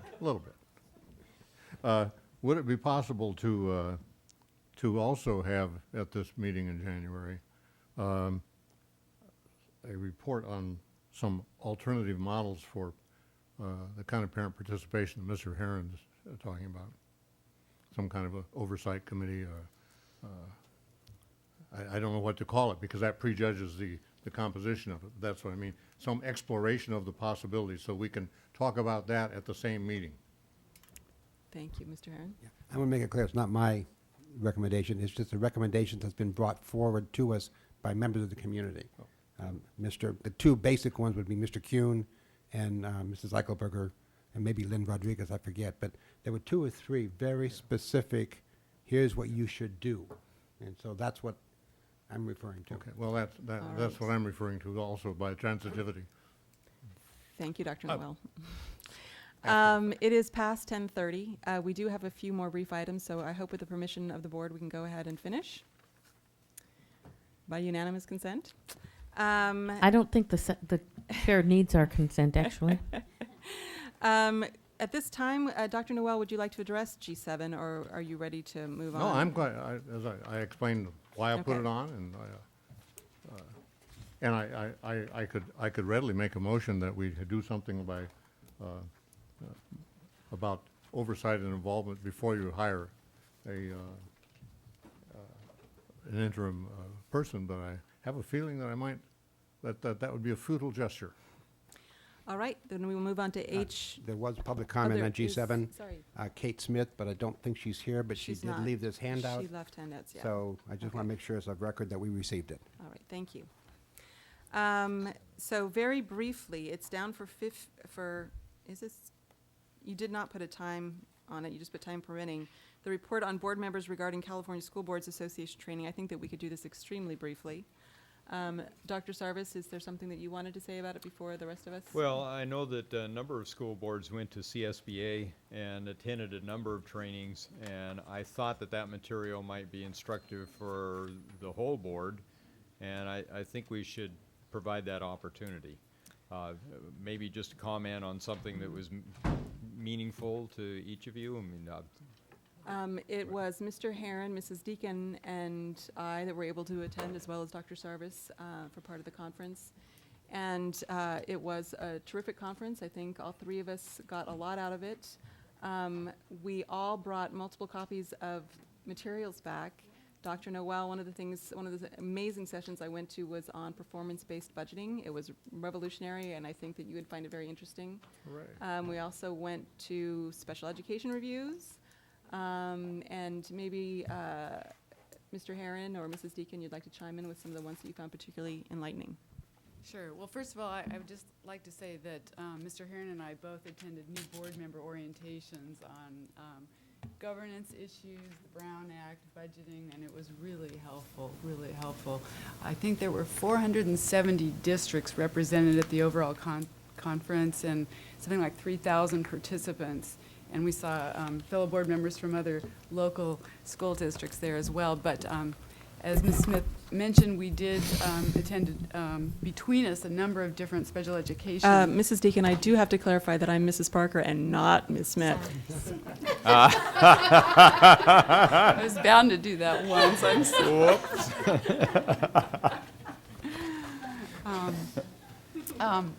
But there was also a very good session on citizen oversight committees, which I think will be helpful as we move towards constituting our Measures H&I committee as well. So it was very positive. I hope we can go as a whole board in the future. We saw a number of other boards do that as well.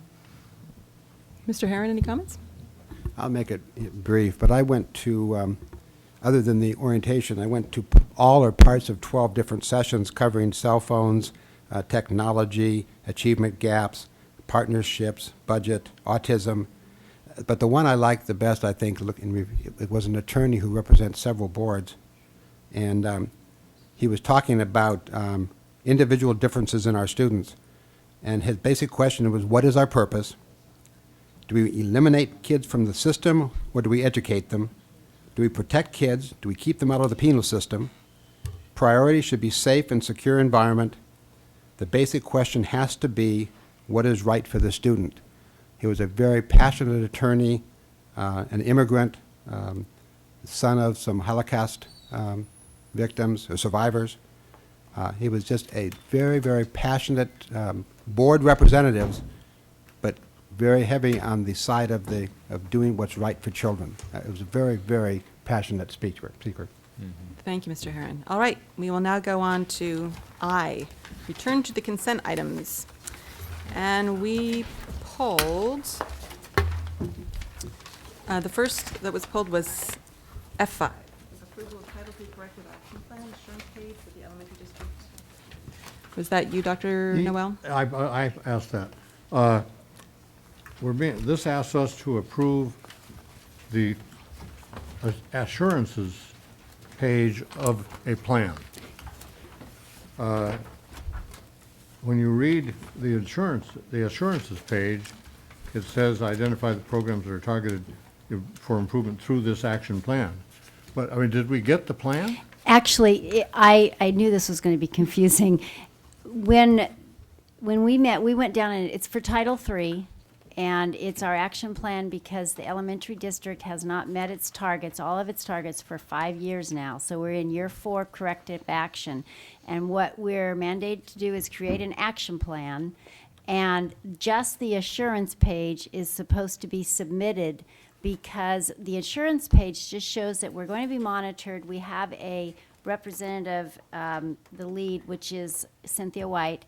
She is working with our county, or it's actually a regional monitor that will come to our site, and our plan has not been approved yet. It has to be submitted to first the monitor and then the state, Title III plan, or committee, to approve it, the 4 corrective actions that we've put together. We had a team that every site was represented, and we had board members, 2 board members that came. Just the assurance page was to be brought to the board for approval that we have a representative. Okay. Will We'll we share get the to plan. see the plan We as will, it emerges? yes, as we get it approved, we'll bring it back to the board to show you what the corrective actions are. All right, thank you. I move to Mhm. approve the item. Thank you. Second. All those in favor? Aye. Aye. Any opposed? It carries 5-0. Then there was F10, approval of purchase order report for the period November 21st, 2008 through December 2nd, 2008. Dr. Noel? Yeah, I just had questions about this table about business services. I guess I didn't fully understand why we're paying SELPA $54,886. I just wanted to understand that better before I voted on it. Don't know, I don't know the specifics on it. Regional housing costs. I thought we were supposed to get money It's- from SELPA. Yeah, it kind of flows back and forth. Yeah, it goes both ways. Right. We pay for some things and then we get refunded. I'd be happy to put information in the board brief on this, but I don't have a ready answer Okay, tonight. okay. Yeah, I'm assuming it's we do have a percentage, there's a formula that all of the SELPA members pay in for the housing that our students can be, have access to. So, yes, we probably need to get the specifics then. You know, there were a couple of items that we had a heads up on, and we were able to answer those, or have an answer here in the meeting, and I would invite that again. Mrs. Deacon? Could I just ask a quick question? Because I saw this one also, and I wasn't clear about what the housing component was about. I mean, how that comes under our jurisdiction. What happens is the county or the SELPA provides certain programs for low incidence, and different districts house those programs, and then students are bused there. And so we pay in for the right for our students to go there. And we also get money from SELPA because we host some of those too. Is there a motion? I move to adopt. Second. All those in favor? Aye. Any opposed? The purchase orders for, the purchase order report for November 21st through the December 2nd, 2008, passed 5-0. Now F14, approval and adoption of addition of Parent-Teacher Association and Parent-Teacher Organization youth activities to the free use category, et cetera. Mrs. D. Approving this, I think it's a very good idea. I did contact Mr. Hetjunk because as I was reading through the guidelines for civic center use, when I got to the timeline portion, I didn't see something that specified a time frame for the district to respond to the applicants once the site had returned an approved permit. And I talked to Mr. Hetjunk about this, and he provided me with some additional information, but I guess at this point what I was hoping, and maybe we need to bring this back to the board, is to integrate that or codify that language in this actual policy. In the meantime, could we have a motion to adopt this administrative regulation and then bring this back to the board to make changes in the timeline section? I appreciate that, but I was going to suggest, in the interest of staff time, that we bring it back with the changes. Otherwise, everything gets processed twice through the system instead of once. And after I talked with Mrs. Deacon today, I realized that if we approve this and it goes through the pipeline, then we come back the next meeting, approve it, everybody down the line to get this published and posted on the web is going to be doing Everything twice. two sets of work, everything twice. Mr. Hetyan, could it come back to us by our next meeting? Oh, yes, with it can a- come back to the next okay. meeting. I'd also, if I could, I'm going to also recommend just some clarification on splitting the fee with the swimming pool. So you can expect that also. So I'll bring back those 3 minor revisions for the first meeting in January. Excellent. All right. I believe that takes care of our consent agenda. Coming events. Anything you want to add, Dr. Sarvis? No, that was quite a list. It'll be a busy next 2 weeks, board members. Is that list available someplace in writing? Oh, yes, it wasn't on the dais? Well, I Oh, don't- we'll get it to you right away. Sometimes we get a list of them right here, but Yes. we didn't this time. Let's see, that was coming events. Board comments and correspondence. Dr. Noel? I have a comment about board procedures. I'm reading from the minutes that were adopted tonight, the minutes of November 18th meeting. I'm looking at D7, Superintendent's Report, where there is an outline of what he spoke about, the T-Fire, parent-teacher conferences, students at Santa Barbara Museum of Art, upcoming events, public comment, Kate Smith, Carolyn Menard. Now there's another one in some other minutes. And I think I would like to ask if I could hear, and perhaps the board could have a review of the history of public comments on the superintendent's report. I'm sorry, which minutes? You said minutes approved tonight, but did Well, we approve minutes tonight? We did with F1? I am so sorry. We should have pulled F1. I only had F2 in my packet. Well, maybe we Yes. didn't approve these minutes. And so you have them, you had them. I just, it was missing here for me, and I didn't catch that I was missing an F1. I have minutes. You do, but Mrs. Deacon and Mr. Herron cannot vote on the minutes, so that's why I would have okay. pulled it if I'd realized that they were Well, there. okay. Would you like to just Yes, because it was on postpone the- this issue until next time? We've often Can been we, yes. long behind, far yes. behind on minutes. Let's do We're doing real well F1. now. We should do F1 for the 3 board members. Yes, but we can put it on, I haven't had a chance to read these Yeah. because they weren't with mine, so, I'm sorry, technically, we have approved them. but it was Because not vote because 2 members voted on it that were not able to vote because it was part of the, in general consent. That's why I want to revisit that. What I'm wondering, though, is do we have to undo our vote? Mr. Price, do we need to do our vote on the general consent and just say that we've pulled F1 and redo it? Can I ask him a question first? Good procedure. Yes, It's my understanding that Robert Rules of Order don't say you can't vote. That it says it's not, maybe not a good idea, but it doesn't say you can't vote. But I'm just curious if Well, I'm not quite sure what Robert's Rules of Order say to that point, but you had a majority of the old board members, 3 of you, right, that voted to approve the minutes. So that's acceptable. All right, Yes, we'll do that. that's legally adequate. Okay, So And I thank you. think it complies with Robert's So we can rules. just leave it as stands. As stands. And so, Dr. Noel, you would like to have a discussion about, can you remind me again what you were talking about with the?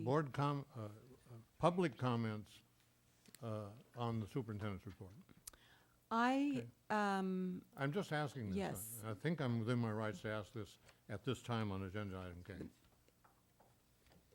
You want to ask a I'm question asking- about it right now? Or I'm asking or are you just staff to making a report to the comment? board on a certain matter, i.e. that matter. Like how often that's happened? Or- Yeah, Oh, yeah. okay, so the number of Just times Go back that. through the minutes. I see this. So you want a board, like a board brief item? No, I want a public item. I want it on a board agenda. You want it on a board agenda. So you're talking about a future No, agenda Dr. item? Sarvis, I had already requested an agenda item on procedures And I think you said that it was going to be in January. Yes, It'd and be a Doc- perfect- be a perfect time to put it. Dr. Noel, I think the confusion is that I was still on K, board comments and correspondence, and I think you've moved forward to L, future agenda items. And No, yes, no, are you on? I'm asking for, I'll say it again. I'm requesting staff to report to the board on a certain matter, i.e., thank you for not interrupting me, please. I.e., the public comments on the superintendent's Yes, report. okay. What is our history? That will That's- be a future agenda item, and it could be as you were saying, it's perfect time to talk about it with the, Madam President, Mhm. I didn't say that I want it as a future agenda item. I'm saying that I have already asked for, and Dr. Sarvis has said he would put an item on the agenda about the way we, our rules and our procedures. I forget my exact wording, Dr. Sarvis. That's correct, but I do want to clarify. My understanding of that request was that we look at our board policies on public participation and on how we conduct our meetings. And board member rights to comment, absolutely. Okay, I'll make Yeah, sure that yeah, that's part of it. I mean, that's an issue, and I think we Yeah. need to have a public discussion of it. Does And, any- and I can, and this request for information is separate from that. Okay? You can fold it in if you want, it'd be a perfect time, but I'm making them separately. does anybody else have a future agenda items request? Well, have we gone to that item? Are we Yes. on L now? Yes. Ah. Dr. Noel? I would like as a future agenda item, a renewal, I think, of a discussion that Dr. Sarvis reported on some time ago, and it was brought up tonight by Dr. Gilbertson, a review of the SELPA funding model and an exploration of if there are any, I mean, if it's costing us, and I think you said that it is, how much is it costing us, and do we have any options whatsoever to, other ways to organize things? You know, are we at a point, for example, we're a big enough district that we could become our own SELPA? No. Well, I'd like to have that Yes. as All a right. discussion, okay? But we can certainly have a review of the SELPA funding model. Yeah. Thank you. Any other board members? Mr. Herron? Again, I would like to make sure, and it sounds like we will be doing it, but to have the update on the special education and as early on the agenda as feasibly possible within our requirements. Thank you. Any others?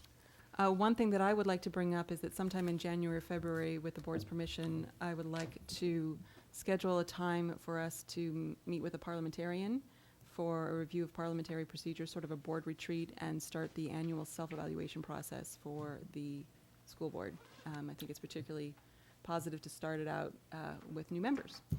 So with that, yes, another? Yes, Dr. Noel? I have two of them. I would like to have a future agenda item that reports to the board on the complaints that parents have filed about special education services. A review of the complaints, what their status is, and that would include formal complaints to the Office of Administrative Hearings, complaints to the Department of Education, the CDE, and just written complaints to the district. And And I would enter the understanding that clearly if this report, anything that would violate confidentiality would not be included in that report. Or did you want it to be a closed session report? What? Or did you want it to be a closed session report if it's something that's I don't confidential? I don't think that would be legal, actually. It's public record that people have filed complaints. And did you have a second one, No. Dr. Noel? No, that's it. I have those two items. All Thank right. you. Mr. Herron? It was important. And it's gone. You can always email, obviously, with suggestions or phone calls. All right, with that, this meeting is adjourned.